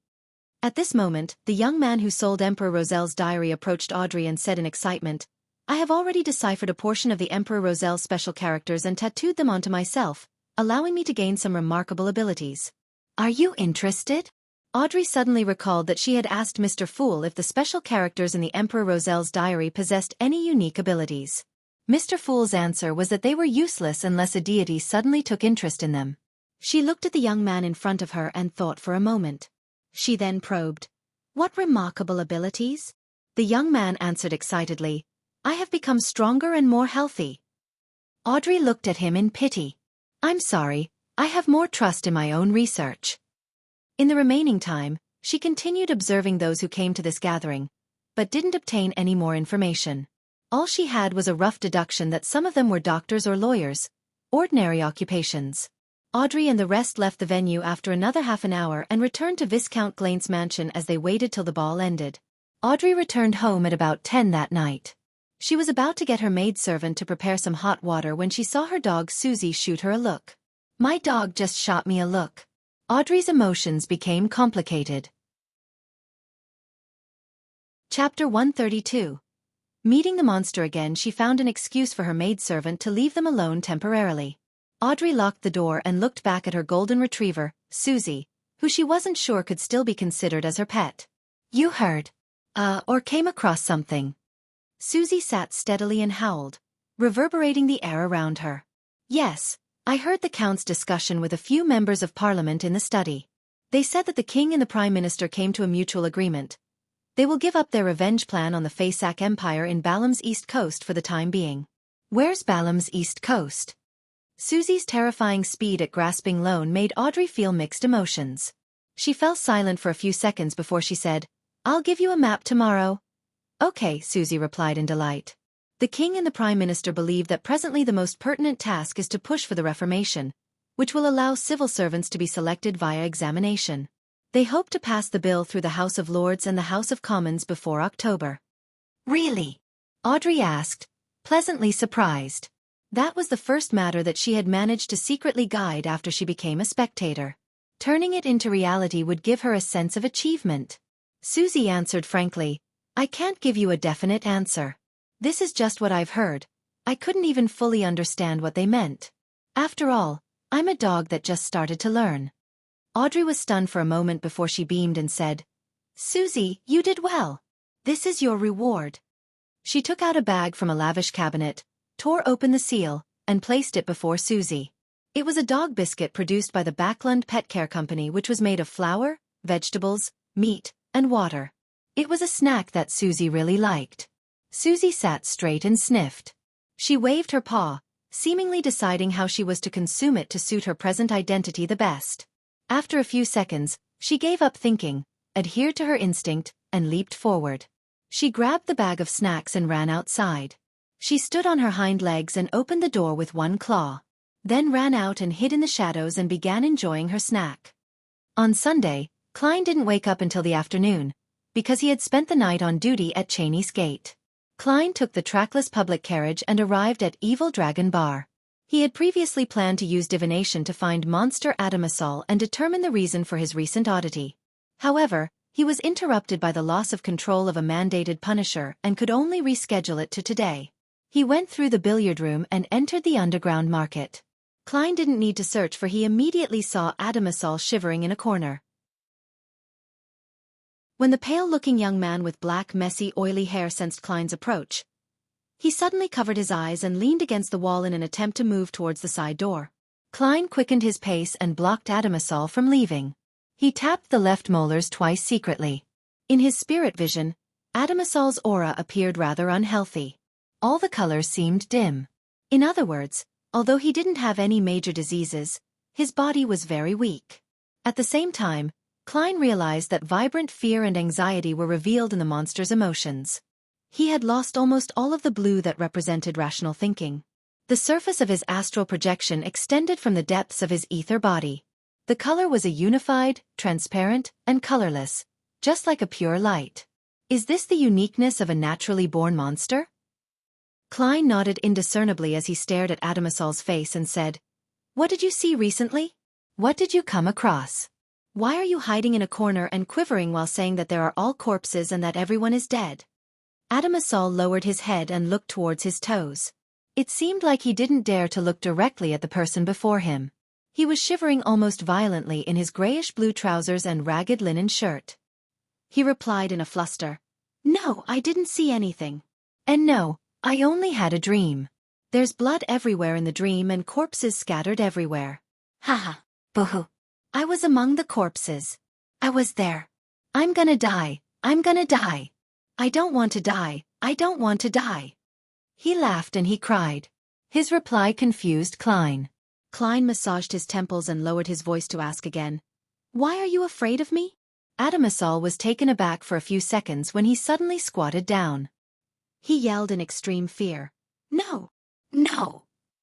Everyone looked over and Klein suddenly felt awkward. I didn't do anything to you. Why are you screaming as though something happened? He laughed dryly. He saw that Adamasol had curled up in a trembling fetal position. Besides begging for mercy, he didn't say anything else. Klein had no choice but to distance himself and pretend that he was just passing by. Maybe I should ask Mr. Azik for advice. But he just went on vacation to the northern part of the Faisak Empire last week, and he'll only return next Thursday or Friday. Before that, I have to first report to Captain. Klein covered his mouth as he yawned. He turned and left the underground market. After he got his salary that week, his private stash returned to £8.10 solely. However, truly rare Beyonder ingredients were so expensive that he could only window shop. Of course, if he wasn't afraid of the high interest, he could get a short-term loan from Swain. When he exited Evil Dragon Bar and waited for the public carriage, Klein considered the future developments. In another week, the £12 from my advance salary at the beginning will be cleared. The money that I bring home will finally reach £3 a week. Melissa will have no excuse about delaying the hiring of a maidservant. The other £3 will remain a secret, and I'll save up more money for myself. And I have to quickly get the telepathist formula or related clues from Daxter Guderian. I can use the excuse of giving an underling funds to exchange it for cash from Miss Justice. This could be done through an anonymous bank transfer. During the process, I'll cause interference via divination. That will be very safe and it won't reveal my identity. After getting on a public carriage, Klein didn't head to the Blackthorn Security Company directly but planned on heading to the Divination Club for 2 hours. It was part of the work needed to foreshadow his digestion of the potion. Plus, Klein was now considered famous in the divination industry. There were returning customers from the past and there were also referrals. On average, he would have more than 10 divinations in an afternoon. Hence, even though he only went twice a week, he could still make a profit of £0.50. To the impoverished Mr. Fool, it was better than nothing. Sigh, it's a pity that I made it sound too good at the beginning and fostered too perfect of an image. I can't just change my divination fees as I wish. While sitting in the meeting room at the Divination Club, Klein thought to himself helplessly as he drank his Psy black tea. With his present fame, people would still seek his services even if he charged 4 solely. However, as a seer that respected fate, he could only continue to charge 8 pence. Although Klein had fully digested the potion, he wasn't willing to take the risk of going against the seer principles that he previously summarized. That included not obtaining excessive benefits from divination. After all, he didn't know if it would lead to losing control or other negative effects. The confidential information the Nighthawks had didn't include the concept of digesting. Thus, Klein couldn't determine if there was still risks after fully digesting the potion, or if he could do anything that was against the principle. Just as he was thinking about these things, the beautiful attendant named Angelica came in and walked over to him. She leaned down and softly said, "Mr. Moretti, someone wishes for your divination. Red agate room." All right. Klein had checked if it was a suitable day to visit the Divination Club before he came, and he had obtained a definite answer from his divination. He took his silk top hat, exited the meeting room, and saw his customer that was waiting at the door of the red agate room. The customer was a maiden around 16 years old. She was wearing a light blue ruffled dress and holding a gauze hat of the same color. She had brown curly hair, a cute face with baby fat, and a pair of beautiful light blue eyes. Elizabeth. Klein recognized his sister's good friend, Elizabeth, who studied at the Ivos public school. He had once helped pick an amulet for her and also resolved Selena's magic mirror divination incident with her assistance. Similarly, Elizabeth said in pleasant surprise, "Mr. Moretti, it's really you? I was wondering if it was you when I saw the name." "I am a mysticism enthusiast after all," Klein explained helplessly. Then he added, "Don't tell Melissa. Oh, Selena as well." The divination results showed that it was suitable for me to visit the Divination Club. Why did I run into Elizabeth? He shook his head as he turned around to open the door to the red agate room. At the same time, he clicked his left molar twice. They entered the room slowly. After he took the seat of the diviner, he lifted his head to look towards Elizabeth. With just one glance, he creased his eyebrows. There was a faint layer of gloomy green in the maiden's energy field. A symptom of being haunted by spirits and wraiths. Klein made a calm judgment and asked directly, "Have you had nightmares recently, ones with repetitive elements?" Elizabeth, who had just locked the door and had yet to take a seat, was dumbstruck. It took her a long time to reply, "Yes. That's why I came here to look for you." Klein leaned back and asked, "What kind of dream did you have? When did it start?" It began from the last 2 days of my vacation to Lamud town. Oh, our family has an estate there. Elizabeth was considered half a mysticism enthusiast, so she had better memories of such situations. In my dream, I always run into a knight in full black armor. He carries a huge broadsword and his face is fully covered by a helmet, so all I could see is a pair of glowing red eyes. In the dream, he keeps attempting to get closer to me. Afraid, I run away, but the distance shortens each and every time. Klein thought and asked, 2 or 3 days before you had such a dream, did you get in touch with any antiques, ancient ruins, burial objects, or a mausoleum? Elizabeth recalled and answered, I visited a mountain near Lamud town. There was an abandoned ancient castle. That's a standard opening of a paranormal novel. Klein lampooned silently as he pressed on. Did you leave anything behind in the castle? Or did you take anything from the castle? Elizabeth creased her beautiful eyebrows and answered moments later in uncertainty. I got cut by brambles and bled. Does leaving blood behind count? Klein nodded with a mask of solemnity and answered in a deep voice. Yes. Chapter 133. Expensive charms. Elizabeth immediately turned nervous after hearing Klein's reply. Subconsciously, she began to speak faster. Can you help me divine the specific reason? It will be even better if you can divine a way to solve this. Divination can only give us a general direction of how to solve the problem, and furthermore, it will be unclear and filled with symbolism, making it difficult to decipher the hints correctly. Of course, you're very lucky. I'm not an ordinary seer, I'm a true mysticism scholar.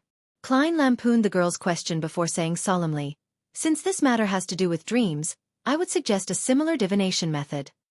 All right. Elizabeth nodded her head like a hungry woodpecker. Klein maintained his professional attitude. I will need you to sleep here and allow that dream to present itself. Is that a problem? There's no problem, I trust you, Elizabeth answered without hesitation while pursing her lips. But she quickly added with a stammer. But I cannot guarantee that I would. I would have that dream. It's just an attempt, Klein consoled her with a gentle smile. He then pointed at the long sofa on the side of the red agate room. Please. No need for that, I'll sleep here. Elizabeth shook her head gently. She crossed her arms and said, I sleep like this at school after classes whenever I feel tired. She used her arms as a pillow and leaned forward onto the edge of the table. All right, you can pretend that I'm not here. Klein smiled as he observed the colors of her aura and emotions. He used them to deduce if the girl had fallen asleep or not. Okay. Elizabeth closed her eyes and buried her face into her arms, trying hard to ease her breathing. Klein didn't speak as he leaned back into his chair. The room suddenly became unusually quiet. It was a peaceful silence, a silence that could make one forget their troubles. Some time later, Klein took out a semicircular piece of silver from his pocket after he confirmed that Elizabeth had fallen asleep. The piece of silver was filled with indecipherable Hermes phrases as well as symbolic imagery and numbers. It was a dream charm that Klein had succeeded in making the previous morning. He had also finished making 2 slumber charms and 2 requiem charms. The former were made with rectangular pieces of silver, while the latter were made with triangular pieces. This was to help him differentiate between them solely by touch during an intense battle. Crimson. Klein softly recited the phrase in ancient Hermes. This was the activation incantation that he had set. Since there was still the step of injecting spirituality into the charm, there was no need for his incantation to be different from the rest. All it needed was to be short and easy to remember. The mysterious incantation reverberated around the room. Klein felt the dream charm become light in his hand, as if it had temporarily lost its weight. Klein immediately placed the charm on the table in front of him, after he injected it with his spirituality. A transparent flame leapt up silently, enveloping the charm and became a deep, serene black. The black flame spread quickly, enveloping Elizabeth and Klein. Klein seized the opportunity to enter his state of cogitation.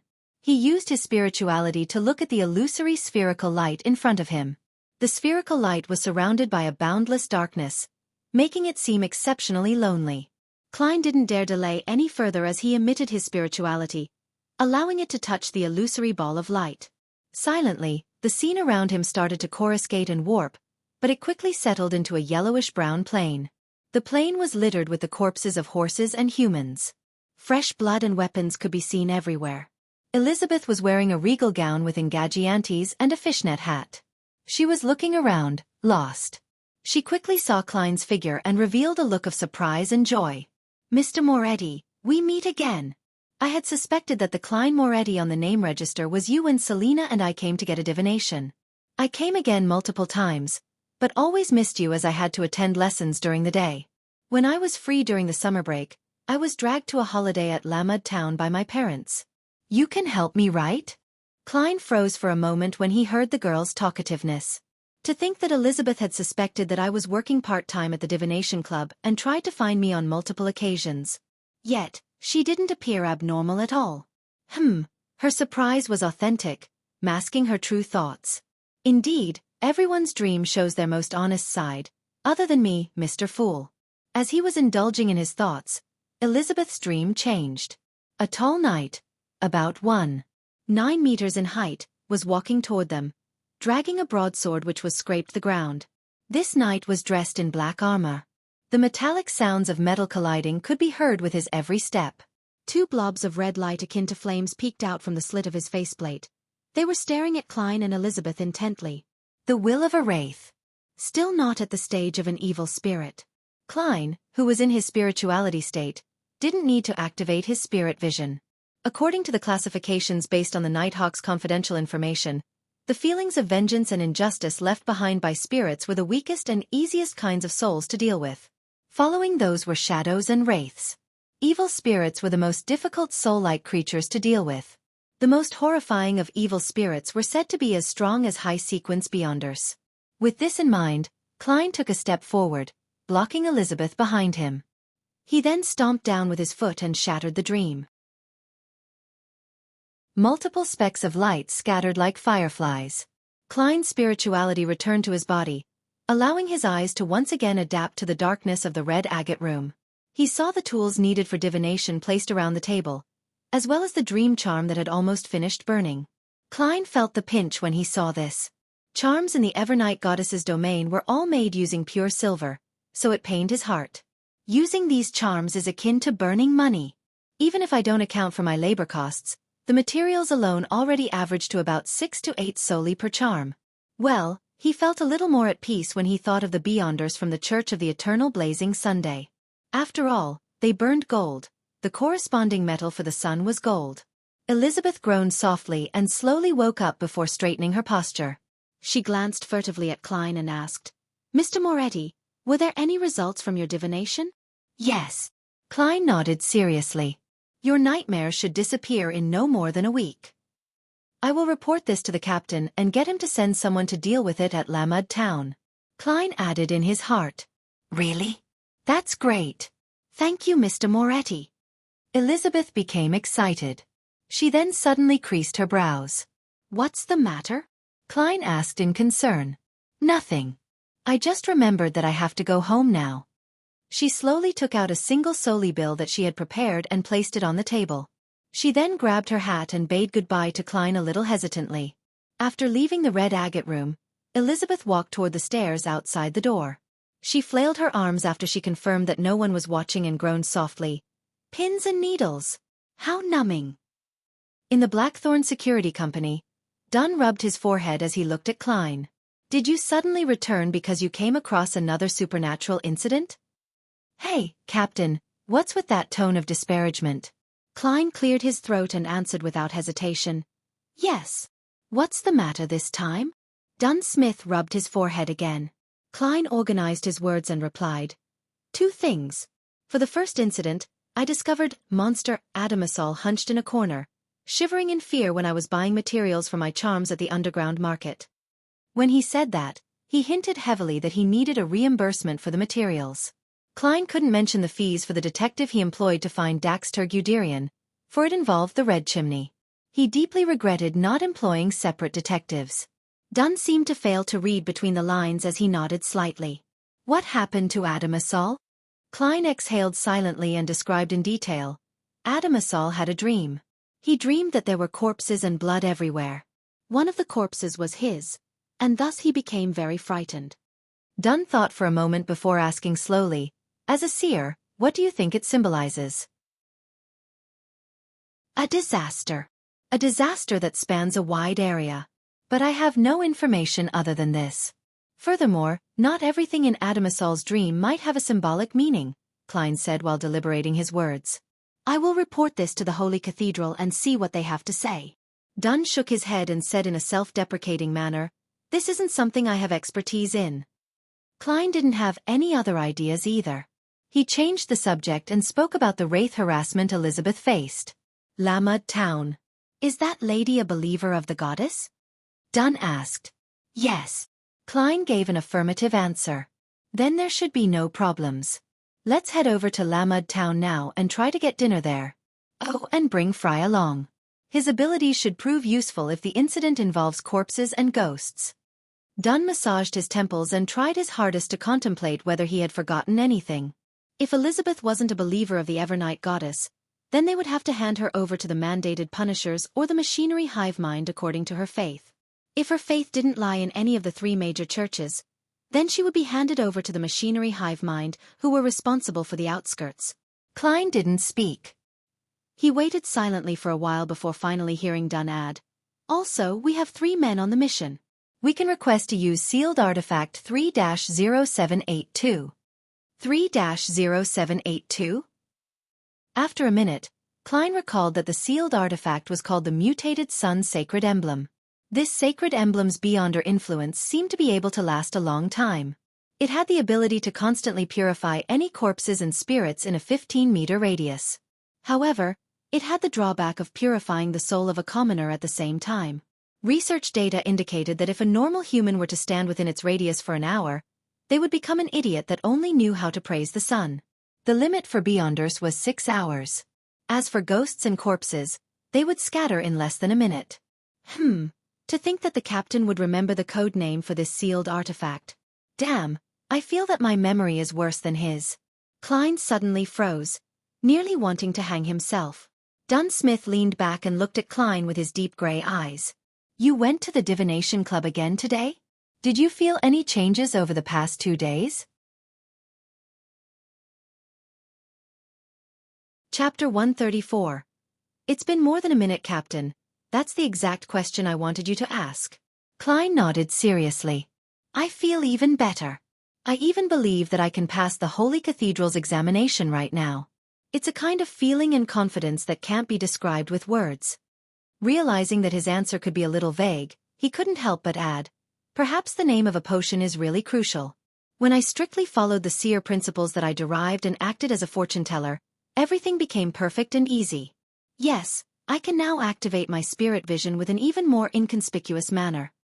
Dunn creased his eyebrows slightly as the light in his eyes converged. He muttered seemingly deep in thought, the name of the potion. After about 10 seconds, he looked at Klein again. Do you need to return and inform your family? Sunday is the 2nd day after your duty at Cheney's Gate. You're supposed to get some rest. Taking into consideration the fact that Elizabeth was a good friend of his sister, and that he had promised that the problem would be solved within a week, Klein answered without hesitation, we don't have to waste time.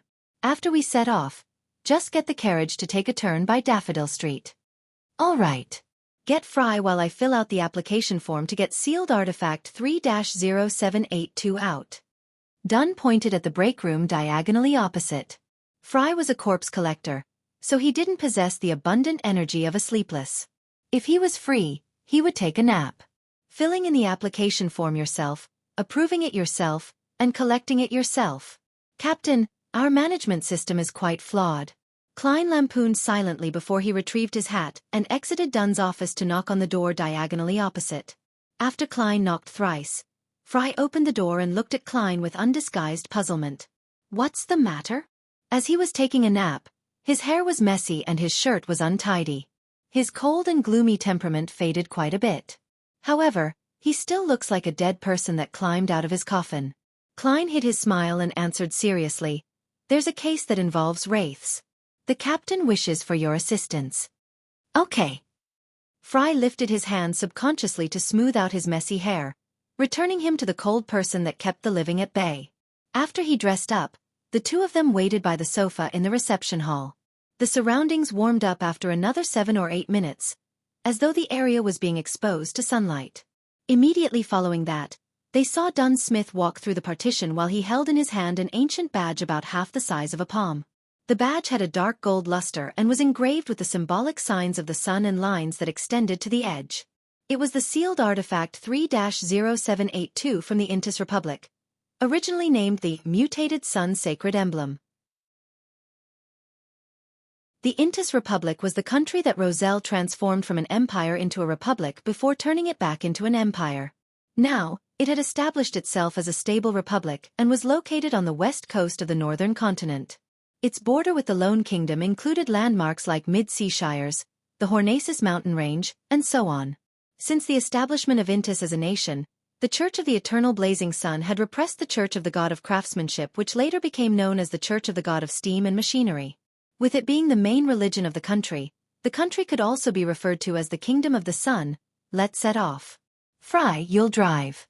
Cesare can't withstand the purification of the sacred emblem for too long, Dunn reminded them calmly. Cesare Francis was a clerk who was in charge of purchasing and collecting supplies. He was also their driver, but he was just an ordinary person. He couldn't stay more than an hour within a 15-meter range of sealed artifact 3-0782. The journey from Zutland Street to Lamud Town, according to Klein's understanding, would require at least 2.5 hours. That didn't include the time to detour to Daffodil Street. All right. Fry didn't object but checked if he had his personal items with him. When the rays of the setting sun dyed the pinnacle of the town's cathedral, the Nighthawk's carriage finally arrived at Lamud Town. The town was located at the northwest edge of Tingen. Many buildings still had the unique characteristics of the era before the age of steam. There were nearly 0 factories and the nearby villages engaged in commercial trading. After they stopped the carriage, Dunn looked at the hair salon opposite and said, "I asked one of the locals earlier. It only requires a 15-minute walk from here to the castle ruins on the mountain. It said that it belonged to a feudal lord who ruled during the Fourth Epoch. However, no one knows what happened after that. Of course, their description is merely a local myth. Yes, let's go over now and deal with that wraith before the sky turns dark. Then, we can take turns to watch over 3-0782 and keep it away from commoners?" From the moment Dunn retrieved the mutated sun sacred emblem, 3 hours had already passed. It was getting closer and closer to a Beyonder's limits. In no time, they would have to part ways and give each other time to recover. "Okay." Fry gave a succinct reply. "I have no problem about that." Klein touched the slumber charms and requiem charms in his pocket. The 3 Nighthawks in thin black windbreakers walked through the street in the town and headed toward the mountain when they reached a fork in the road. Along the way, the road was overgrown with weeds and clustered with shrubs, but it was still spacious enough to let 2 carriages pass side by side. It wasn't long until they saw a collapsed outer wall of an ancient castle. On the outer wall that was still standing, there were green plants crawling all over it while the exposed part was mottled.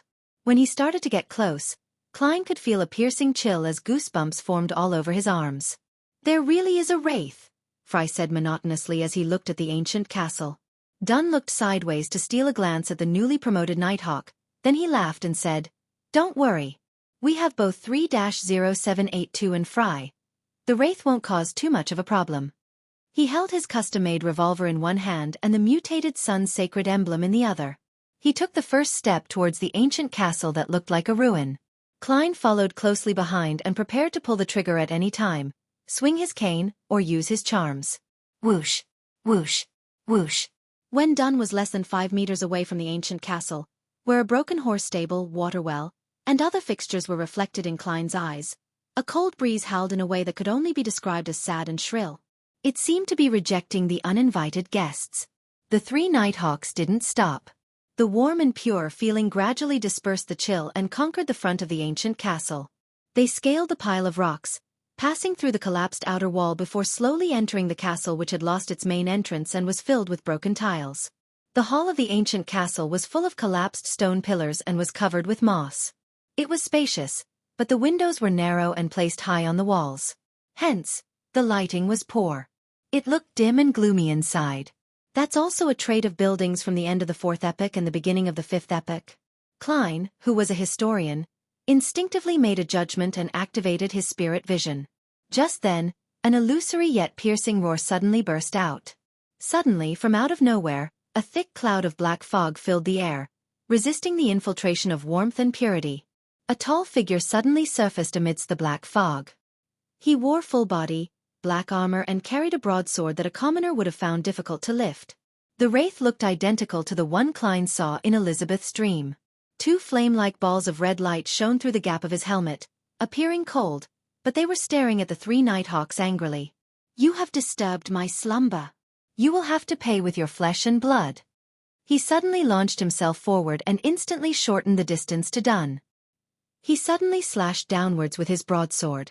Dun retreated swiftly and lifted his hand to fire his revolver. Clang! The silver demon hunting bullet didn't manage to penetrate the illusory black armor, and only produced a crisp but unrealistic sound. Klein and Fry retreated to the side simultaneously. One held a gun in one hand and aimed at the two balls of fire that took the place of the black-armored knight's eyes before pulling the trigger. The other Nighthawk transformed his eyes into a tranquil grayish-white and focused on the wraith. The black-armored knight roared in anger again. He took another huge stride towards Dun and swung the broadsword horizontally. Bam! The broadsword didn't hurt Dun, but it knocked him away, causing him to land heavily by the side of the door. It left him spewing a mouthful of fresh blood. With a loud thud, 3-0782 dropped on the ground. Since it was wearing a metal boot, the wraith eagerly kicked with its right leg and sent the dangerous badge out the ancient castle's door. It was a distance beyond 15 meters from it. Klein, who hadn't managed to shoot the wraith successfully, became nervous and puzzled when he saw that scene. It was as though he was overlooking the transformation before his eyes from a calm and rational position. Bang! He fired another bullet. The silver demon hunting bullet hit the wraith's helmet and produced sparks. But there was no obvious damage. "Right gauntlet!" Fry shouted. He was always cold and gloomy, but now his tone was filled with anxiety. No sooner had he finished talking, he lifted his revolver as well and aimed at the wraith's right metal gauntlet. Bang! Bang! Klein shot subconsciously according to Fry's instruction, firing silver demon hunting bullets almost simultaneously with him. This time, the wraith didn't block it with his armor but raised his broadsword and struck the two bullets away. Bam! He took a stride and charged at Klein, colliding with him directly. As Klein flew out, he saw his chest cave in, saw himself spitting blood, but he didn't feel uncomfortable, not one bit. He suddenly snapped out of his daze, fell on the ground, rolled about, and screamed. Suddenly, the ancient castle, the wraith, the collapsed pillars, and the moss floor shattered eerily. Everything returned to black fog in the air, just like when the black-armored knight first appeared. The only difference was that Dun held both his fists tightly, bowed slightly, and his gray eyes were dark and deep. As expected, everything was just a dream. Captain pulled the wraith, Fry, and I into his dream at the same time. But I'm special, and I can remain clear-headed and rational. Klein realized that he was still standing 2 meters away to Dun's right. He hadn't vomited any blood or screamed. Just then, Dun stood up straight and looked at the wraith that was going to slash with his sword. He calmly said, "It's been more than a minute." The wraith was stunned and let out a shrill cry. Its body started producing black steam, as though it had just received its death sentence. Any zombies or spirits that had yet to turn into evil spirits couldn't stay within the 15-meter range of the mutated sun sacred emblem for more than a minute. "Holy shit, Captain, you're so cool." Klein looked at the scene from the side and nearly let out a cheer. Dun had used his dream ability not to attack the wraith on his own turf, but merely to drag out the time. In the warm and pure feeling, the black steam evaporated quickly and the chill dispersed gradually. In no time, the night became transparent and blended into the void. Clang! A black gauntlet fell to the ground, its surface covered with white frost. Klein was about to ask for the captain's go-ahead to pick up the drop, but when he looked over, his spirituality was suddenly disturbed. Somewhere near the stairs that separated the hall and the dining hall, there was an intense yet illusory misery and uncleanliness summoning him. Chapter 135, Portrait of a Baron. "There's some sort of problem there," Klein said with a serious tone, pointing at the steps separating the living room and dining room.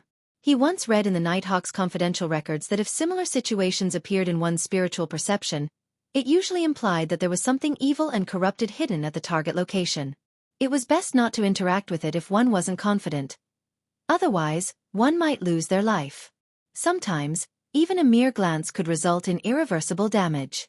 Dunn looked over, and similarly, with his high spiritual perception, he immediately sensed something wrong. He turned to look at Klein and instructed calmly, "Divine and see if we would be successful in our investigation."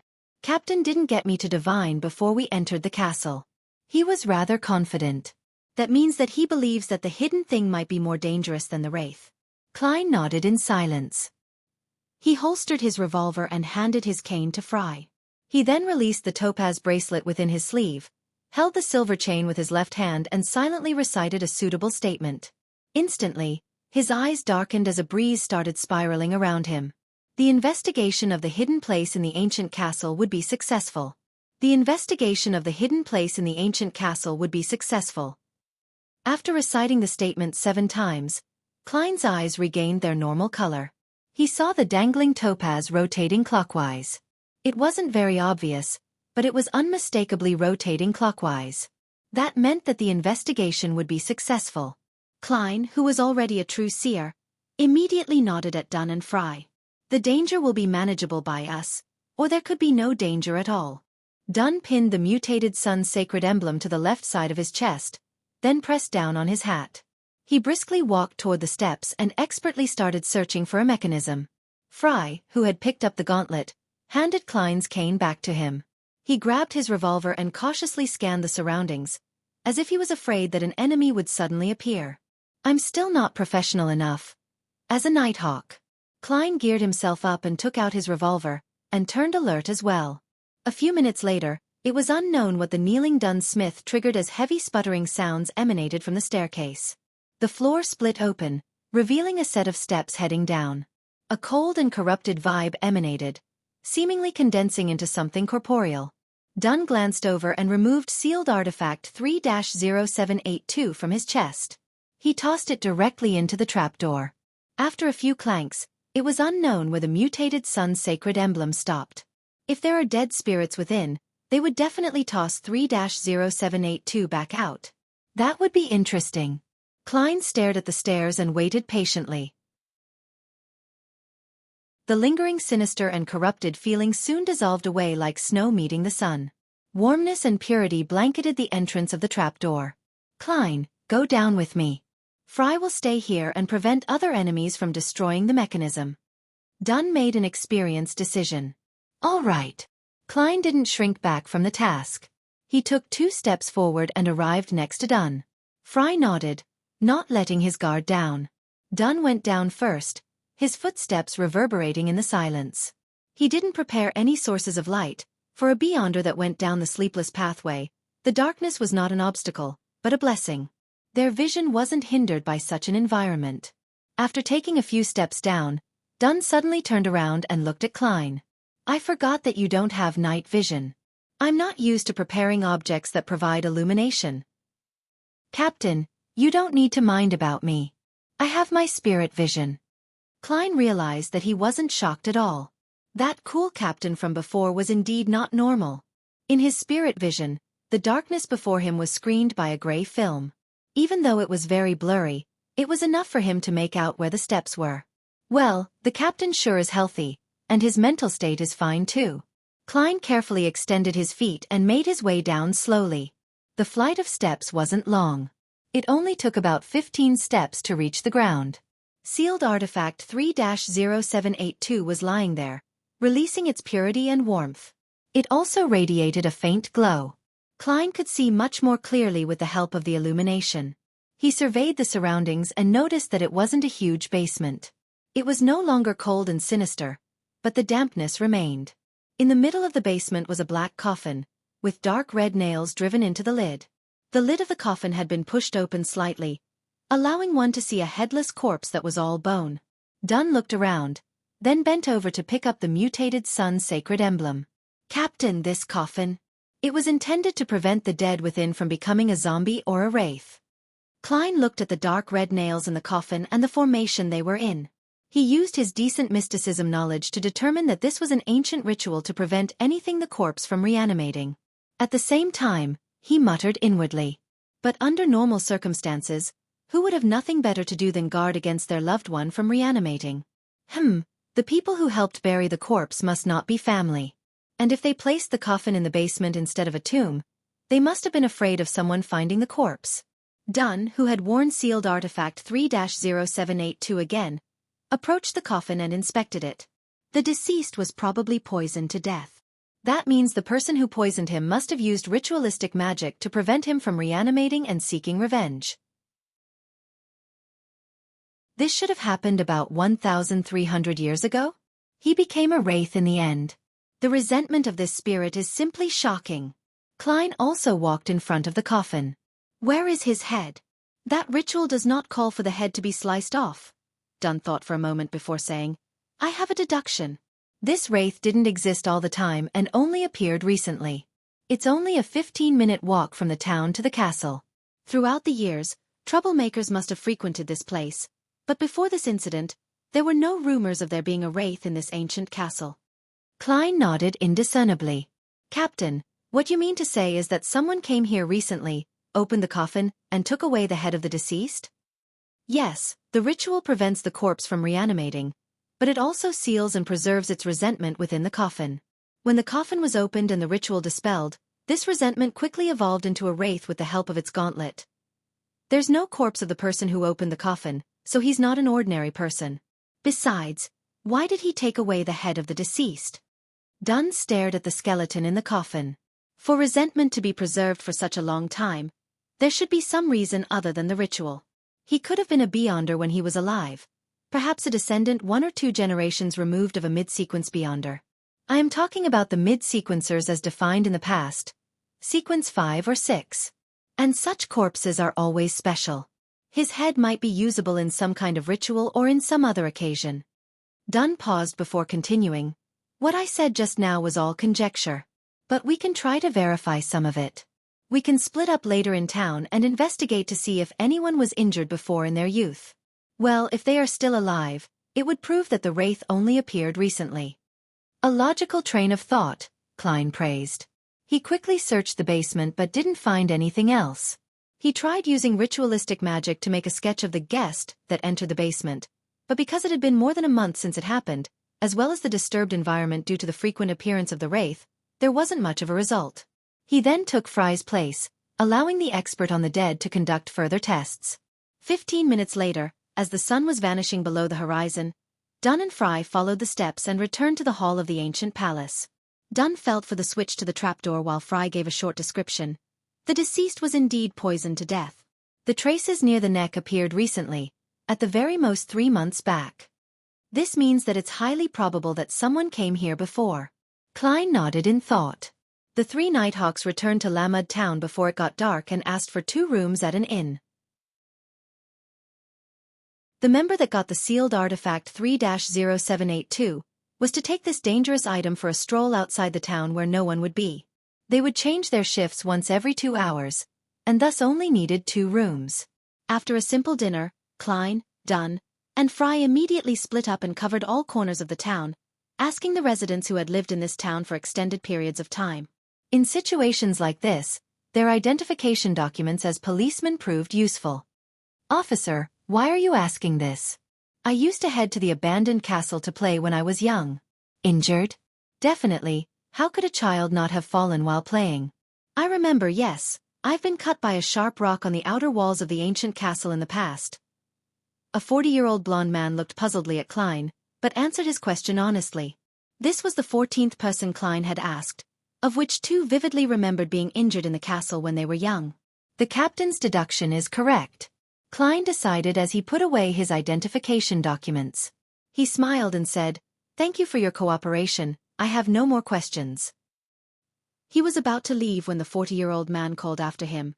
"Officer, are you interested in the ancient castle? I have an oil painting of the first baron that resided in there. He was the grandfather of my grandfather of my grandfather. Well, anyway, it was a long time ago. He took away a oil painting from the castle and told me that it was the oil painting of the first Baron Lamud. Do you want it? It's a true antique. If it was a true antique, your family would have sold it a long time ago. This guy sure is gutsy, daring to fool even the police. Should I scare him with my gun?" Klein lampooned and adopted the attitude of a window shopper and said, Who knows if it's a real antique or not? I'll trust my own judgment. Take it out and let me see it. The blond man smiled and returned to the room and rummaged for it. Some time later, he walked out with an oil painting in hand. Klein casually looked at the oil painting. He saw that the Baron had gentle features and bronze skin, his eyes hiding an indescribable range of human experience. He was also wearing a white curly wig. He looks a lot like Mr. Azek. Klein's eyes suddenly opened wide, his gaze subconsciously falling below the right ear of the Baron. He then looked at the unremarkable mole near the ear. The position of the mole was exactly the same as Mr. Azek's mole.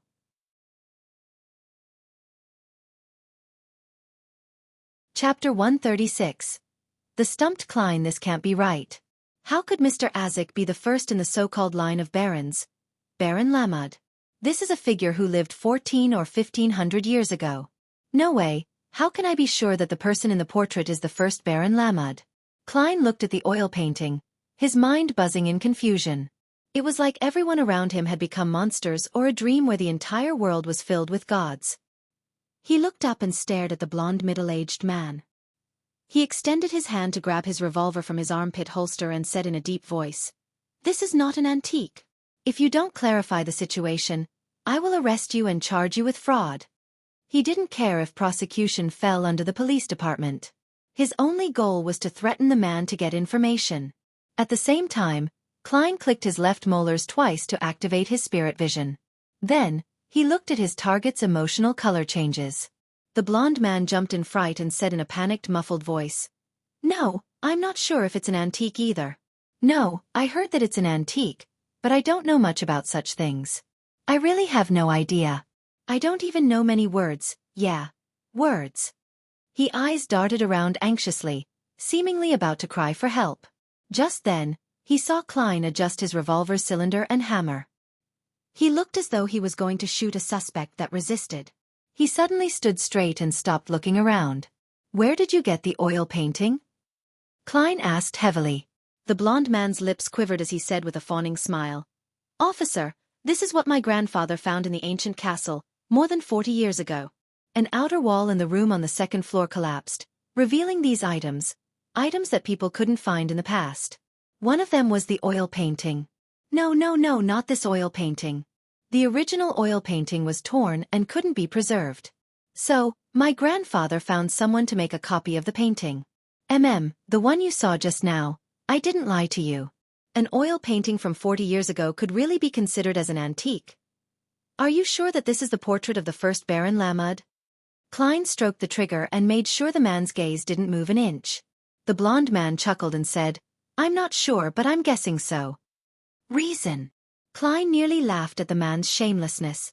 "Because there wasn't any labels on the oil painting," the blond man replied seriously for once. "Just like I'm called the scoundrel Grey, my father is called the curly-haired Grey, and only my grandfather was the real Grey." Klein exhaled silently and asked, "Where's your grandfather?"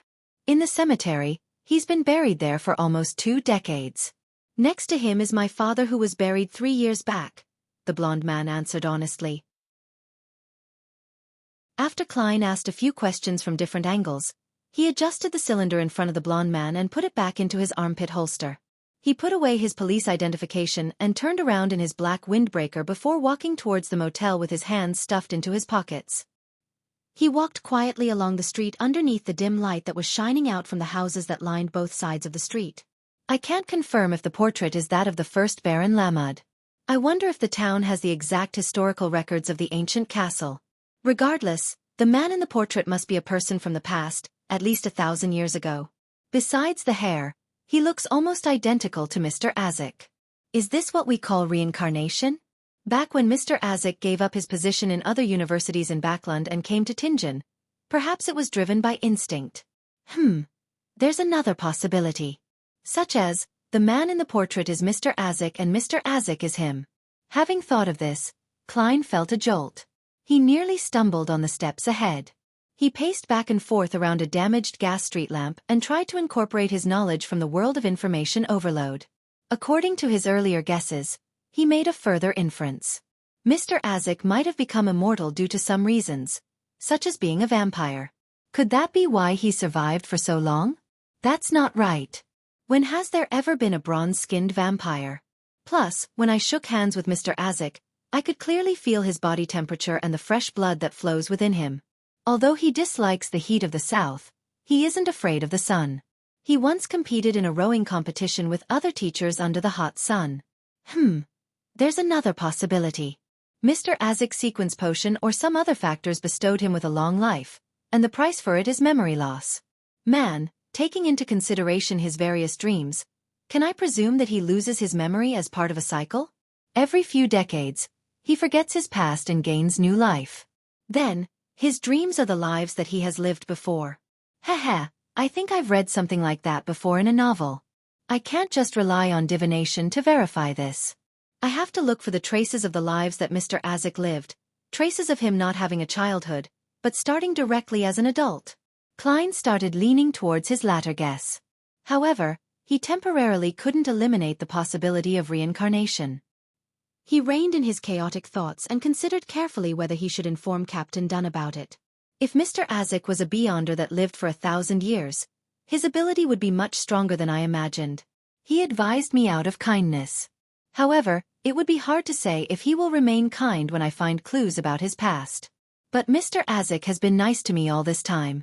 To involve the Nighthawks would result in a non-trivial possibility of harming him. Sigh. It looks like I must divine this matter in the world above the grey fog. This is the most proper choice for a seer. Klein made the decision and returned to the hotel quickly. Since Dunn and Fry had yet to return, he seized the opportunity to get another room at the cost of one solely. After he entered the room, Klein made a spirituality wall with the assistance of holy night powder. Then, he took 4 steps counterclockwise, went through the mad ravings, and arrived above the grey fog. The lofty palace stood tall and silent while the ancient mottled bronze table and 22 high chairs remained the same. Klein took the seat of honor and made a brown goatskin and black fountain pen appear before him. He picked up the pen and wrote seriously, "I should tell Dunn Smith about Mr. Azik." Then, he took the topaz pendant from his left sleeve and did a spirit pendulum divination. The spirit pendulum divination resulted in the pendulum spinning counterclockwise, which meant that he shouldn't tell him. Putting down the topaz pendant, Klein thought about it and decided to make an attempt with dream divination, just to be sure. Thus, he changed his divination statement to, "The result of hiding matters related to Mr. Azik from the Nighthawks." Klein held the goatskin, recited the statement 7 times silently, and leaned backwards to enter a deep sleep. He saw himself in the illusory, blurry, and distant world. He saw that he was struggling while drowning in a sea of blood. Then, there was a hand that extended and pulled him up from the blood sea. The owner of the hand was Azik with bronze skin and a small mole near his ear. The image shattered and reorganized. Klein saw that he was in a dark and gloomy emperor's final resting place. The surrounding coffins opened one after another. Azik stood next to him, looking forward, as though he was looking for something. Just then, Klein exited the dream in an instant and saw the illusory, grey, and boundless fog. The symbolic meaning of the earlier dream is that, if I were to hide the related matters about Mr. Azik, I would receive his assistance when I'm in danger in the future. The danger might have come about because I helped to keep the secret. What does the last scene mean? I will discover some mausoleum with Mr. Azik? Yes, perhaps the mausoleum has other symbolic meanings. Klein clasped his hands together and supported his chin while he interpreted the contents of the dream divination. Combining it with the earlier result of the pendulum divination, he decided to not report his inference to the captain, but merely bring up that a townsfolk had taken out a portrait of the first Baron Lamud, and that the portrait looked like a history teacher in Koei University. Klein couldn't be sure that Dunn wouldn't hear about it elsewhere, so he had to at least mention it. Of course, Dunn was unfamiliar with Azik and didn't know of his recount and strange dreams, so he would find it difficult to connect them. Klein even suspected that the captain wouldn't quite remember what Azik looked like. Then, he stopped thinking further and planned to leave the world above the grey fog. Just then, he noticed the crimson star that had been silent all this time was twinkling with faint light again. Klein extended his spirituality with interest and saw the young man that spoke Jotun again. He saw him kneeling before a pure crystal ball. The young man was still wearing the black tights that were different from the clothing of countries in the northern continent. His facial features were blurry and distorted, but Klein could faintly see his brownish-yellow hair. He knelt there and prayed with an unusual pain in his tone. Klein leaned sideways to hear. He relied on his beginner-level Jotun and barely understood what the young man was saying. "O magnificent deity, please cast your eyes on this land that you have forsaken. O magnificent deity, please allow us, the people of the dark, be freed from the curse of our destiny. I am willing to dedicate my life to you, using my blood to please you." A land that was forsaken. People of the dark. Magnificent deity. Klein murmured the few key words and suddenly thought of a place that the hanged man had mentioned once. The forsaken land of the gods. It appeared in Roselle's diary too. He even sent out a fleet to search for it, but it was fruitless. Klein squinted his eyes and wondered if he had guessed correctly. He tapped on the edge of the long bronze table with his fingers. After 3 taps he came to a decision. He extended his right hand and touched the illusory crimson star. The cloud of crimson immediately exploded, and the light flowed in like water.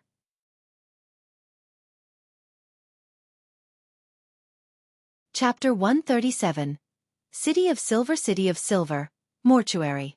Derek stood in front of a flight of stairs as he looked straight ahead with reddened eyes. In front of him were 2 coffins containing his parents. Embedded in a stone plate in front of him was a simple silver sword. The frequent booming of thunder caused the house to shake and the sword to sway. The Berg couple inside the coffins weren't completely dead yet. They struggled to keep their eyes open while making weak attempts to heave for air, but in the eyes of some, the luster of their lives could no longer suppress their irreversible darkening. "Derek, do it." An elder dressed in a long black robe looked at the youth and said in a deep voice with a staff in his hand. The expression of the youth was visibly contorted. "No, no, no." Derek, who had brownish-yellow hair, shook his head repeatedly. He took a step back with every word, and finally let out a ear-piercing scream. Thump. The elder struck down his staff and said, "Do you wish for the whole city to be buried along with your parents? You should know that we are the people of the dark who have been forsaken by God. We can only live in a cursed place like this, and all the dead would become horrifying evil spirits. There's no way to reverse it regardless of what we do, other than ending their lives by the hands of a family member." Why? Derek asked in despair, shaking his head. "Why are the citizens of the City of Silver destined to kill their parents the moment they are born?" The elder closed his eyes, as if recalling what he had experienced in the past. "This is our destiny, this is the curse we must bear, this is the will of God. Draw your sword, Derek. This is a show of respect for your parents. After this, when you have calmed down, you can try becoming a divine blood warrior." In the coffin, Berg tried to speak, but he could only let out a groan after his chest heaved several times. Derek took several steps forward with great difficulty, returning to the side of the silver sword. He extended his shivering right hand. His brain registered the cold touch of the metal, causing him to recall the blood ice his father brought back when he went hunting. Blood ice the size of a mere palm was enough to keep his home cool for a few days. Images flashed past his eyes, his stern father teaching sword techniques, his friendly father patting away the dust on his back, his gentle mother mending his clothes, his brave mother stepping in front of him when they encountered a mutated monster, and finally, his family huddling in front of a flickering candle and sharing food. A faint sound croaked from his throat despite his utmost suppression. With a low grunt, he exerted force with his right hand and drew the sword. Tap, tap, tap. He lowered his head and charged forward, raising the sword and driving it down with force. Ah! Blood splattered following a pained scream. The blood splattered onto Derek's face and into his eyes. His vision became red. He pulled out the sword and pierced it into the coffin by the side. After the sharp metal pierced through flesh, Derek released his grip and wavered as he stood up. He didn't look at the condition of the people inside the coffin. Derek stumbled as he ran out of the mortuary, as if he was being chased by evil spirits. His fists and teeth were clenched tight. The blood on his face left streaks across his face. The elder who had taken in everything from the side sighed. There were stone pillars that lined the main streets of the City of Silver. Atop the stone pillars were lanterns, and within the lanterns were unlit candles. There was no sun in the sky here, no moon, no stars. Only an unchanging darkness and lightning that threatened to tear apart everything. The citizens of the City of Silver walked along the dark streets with the illumination of the lightning. The few hours when the lightning died down was considered by them as the true night as mentioned in the legends. That was the time where they had to use candles to light up the city, drive away the darkness, and make it serve as a warning for the monsters. Derek made his way along the street. He didn't have anywhere he wanted to go, but as he walked, he realized that he had reached the door of his house. He took out his keys and unlocked the door. He saw the familiar sights, but he didn't hear his mother's concerned voice or his father reprimanding him for running about. The house was empty and cold. Derek clenched his teeth again. He walked quickly to his room and searched for the crystal ball. His father had told him that this was a crystal ball used by a long-destroyed city to worship their deity. He knelt and faced the crystal ball, praying without any hope in mind. He pleaded bitterly, "O magnificent deity, please cast your eyes on this land that you have forsaken. O magnificent deity, please allow us, the people of the dark, be freed from the curse of our destiny. I am willing to dedicate my life to you, using my blood to please you." Over and over again, just as he was in complete despair and about to stand, he saw a dark red glow burst forth from the pure crystal ball. The glow was like flowing water, instantly swallowing Derek. When he regained his senses, he realized that he was standing in a magnificent palace supported by giant stone pillars. In front of him was a long ancient table, and on the other side of the table was a human figure obscured by a thick fog. Other than that, there was nothing around him. It was empty and ethereal. Under him was a boundless fog and incorporeal dark red specks of light. Derek felt a flame of hope ignite in his heart. He stared at the human figure at the very top, confused and puzzled. Are you God?" After asking this, he suddenly remembered a statement he read from a book in the City of Silver and quickly lowered his head. That statement was, "You may not look directly at God." Klein leaned back as he crossed his hands. He adopted a relaxed posture and answered using the language of the giants, "Jotun, I am not God, I am merely the fool who is interested in the long history of this world."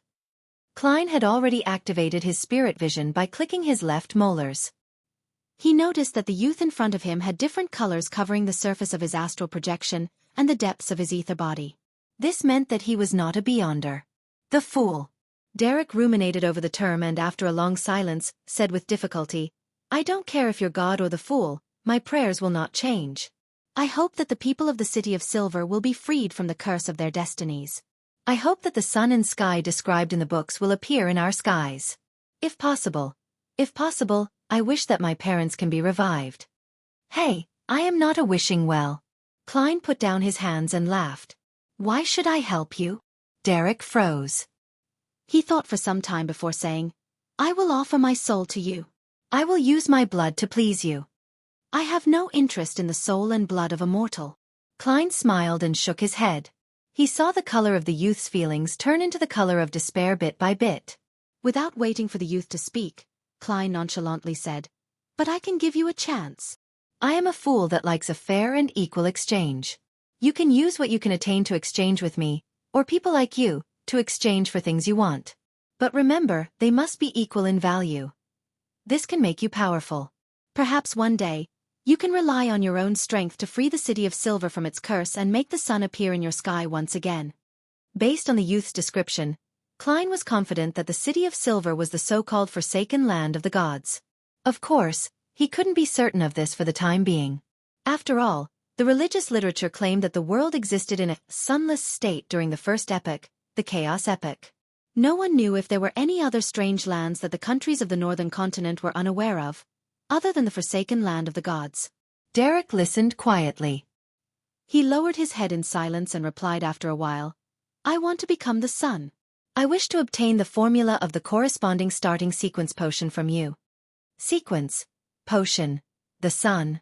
The sequence pathway that the Church of the Eternal Blazing Sun possesses. From the looks of it, we exist in the same world. The term sequence was born from the revelation of the first blasphemy slate, which happened at the end of the second epoch, the Dark Epoch. In other words, if the City of Silver is really the forsaken land of the gods, this means that it was split apart from the southern and northern continents at the end of the second epoch. Could this be related to the cataclysm of the third epoch? According to the legends, the Evernight goddess, Mother Earth, and the god of combat descended upon this world and protected humans from the cataclysm along with the Lord of Storms, Eternal Blazing Sun, and the god of knowledge and wisdom. Klein obtained a fair bit of information from the youth. But he had trouble interpreting what the youth was saying, and even more trouble organizing his words, as he wasn't fluent in Jotun. Luckily, ancient Fasak was derived directly from Jotun. Klein could be described as an expert in that area, and thus he could master Jotun relatively quickly, preventing him from making a fool of himself. Klein maintained his posture.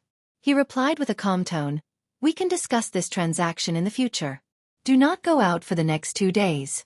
Try your best to not be in the same room as anyone else." He didn't know the unit of time used in the City of Silver, much less the time difference it had with the Lone Kingdom. All he could do was generalize it as tomorrow and wait until the tarot gathering was over before he told him that was the time for future meetings.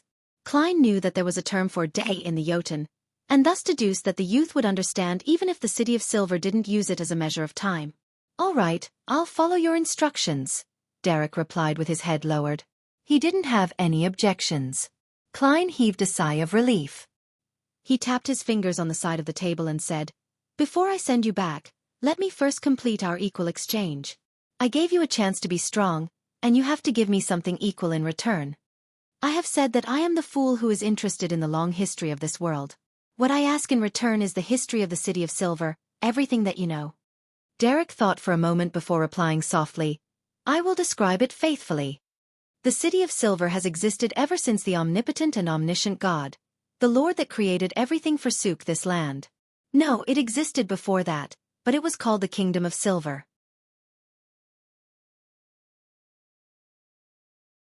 Chapter 138. Giant Pathway. The omnipotent and omniscient God, the Lord that created everything.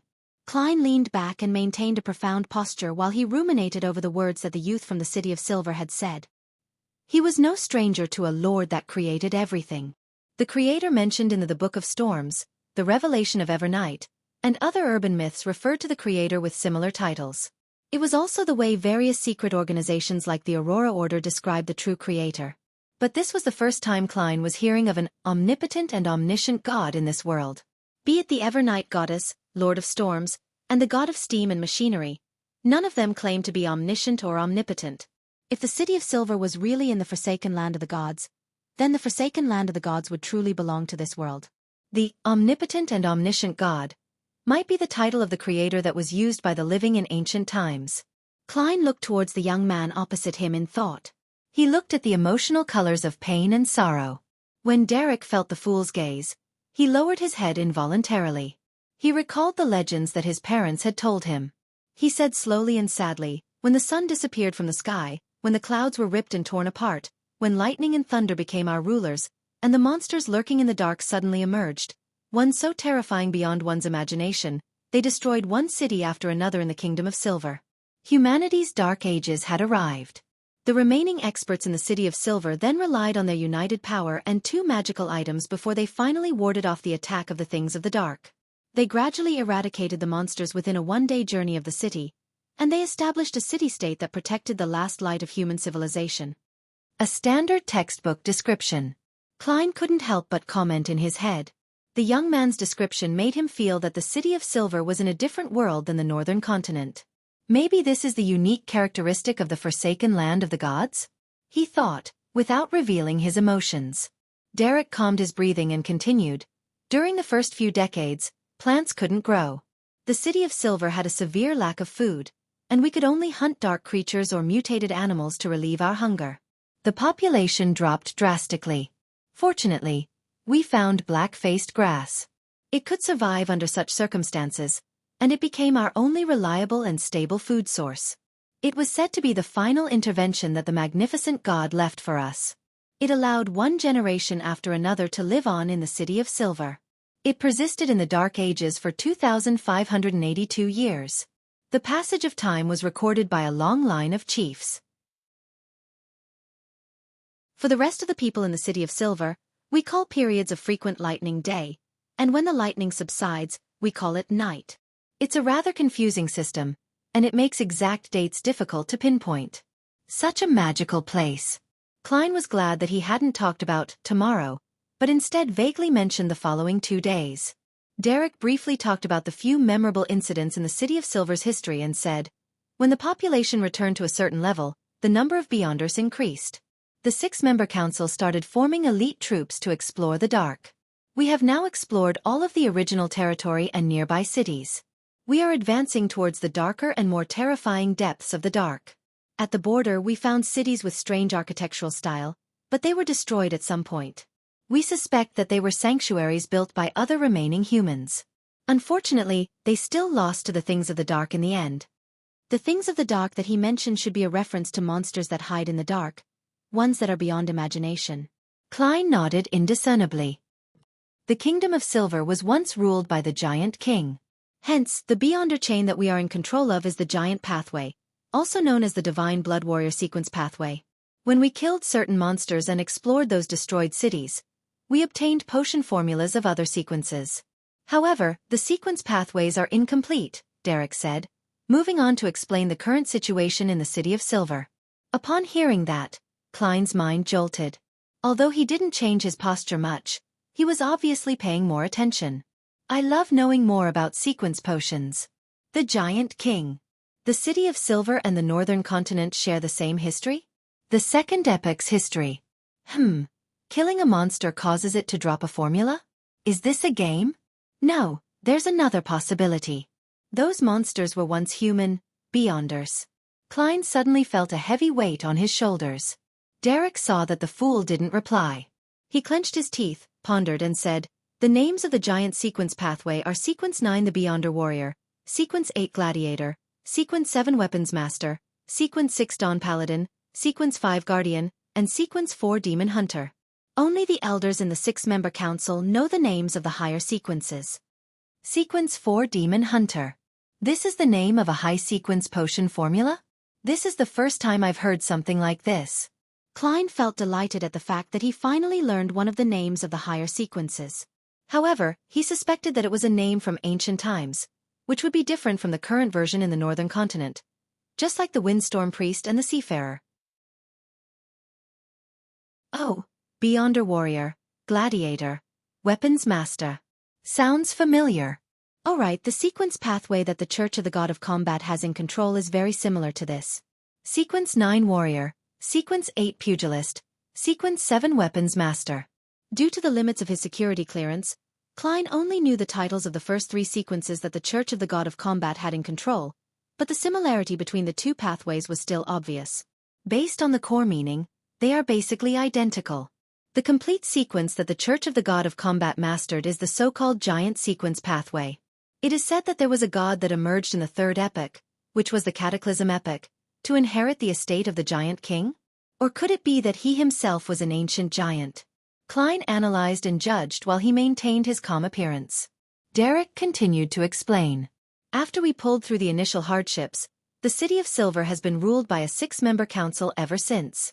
The elder that enjoys the highest position in the council is called the Chief. The other 5 are equal in rank. The current 6-member council is formed by 3 demon hunters, 2 guardians with the greatest potential, and a shepherd. The City of Silver has 3 high-sequence Beyonders. Demigod-like experts. These 3 alone could destroy the Tarot Club 100 times over. Klein felt a little afraid. He had yet to attempt recruiting someone under the nose of a high-sequence Beyonder. However, since the young man was just a mere commoner, with him not even at Sequence 9, it was unlikely that he would gain the attention of the upper echelons for a long time. Thus, Klein relaxed again. Is Shepherd from another sequence pathway? Perhaps from one of the incomplete pathways? Sounds reminiscent of the style of the Aurora Order.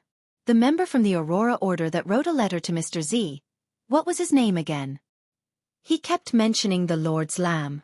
Klein maintained his leisurely posture and asked casually, Shepherd? Yes, this is a sequence pathway that we found from a city that the things of the dark destroyed. It only reached Sequence 5 Shepherd, but Elder Norwea is very strong, very strange, and very scary. It is said that she once won against an evil spirit at the level of a high-sequence Beyonder without getting injured. Therefore, when there was a vacancy in the 6-member council, they made an exception for her. Derek, feeling a little fear. Klein thought, then smiled as he asked, What's the sequences before Shepherd? I find them familiar. As you know, a sequence's historical name and its current name is always different. In the City of Silver, the names of potions have never changed, Derek refuted instinctively. He then lowered his head and said, Sequence 9 Secret Suppliant? Indeed. Klein was satisfied when his guesses were confirmed. This is the name of Sequence 9 from the Aurora Order. Sequence 8 is Whispered, Sequence 7 Shadow Ascetic, Sequence 6 Rose Priest, Sequence 5 Shepherd. Derek recounted what he knew. Whispered, listener. They are about the same. Heh, I know more than the information provided by the Tinjin Nighthawks. In a good mood, Klein beckoned for Derek to continue. Derek then roughly described the current situation of the City of Silver, and finally, he couldn't help but say, I carry the curse of destiny. Whether a citizen of the City of Silver is a commoner or a beyonder, we all turn into evil spirits after we die. The evil spirit of a beyonder is just stranger, more terrifying, and far more difficult to deal with. In the past, there were many occasions when this curse nearly destroyed the City of Silver. The only way to prevent an evil spirit from rising is for a person to be killed by someone of their own bloodline. Such a cruel matter. I hope you can grow strong and find a method for the people in the City of Silver to shake off the curse.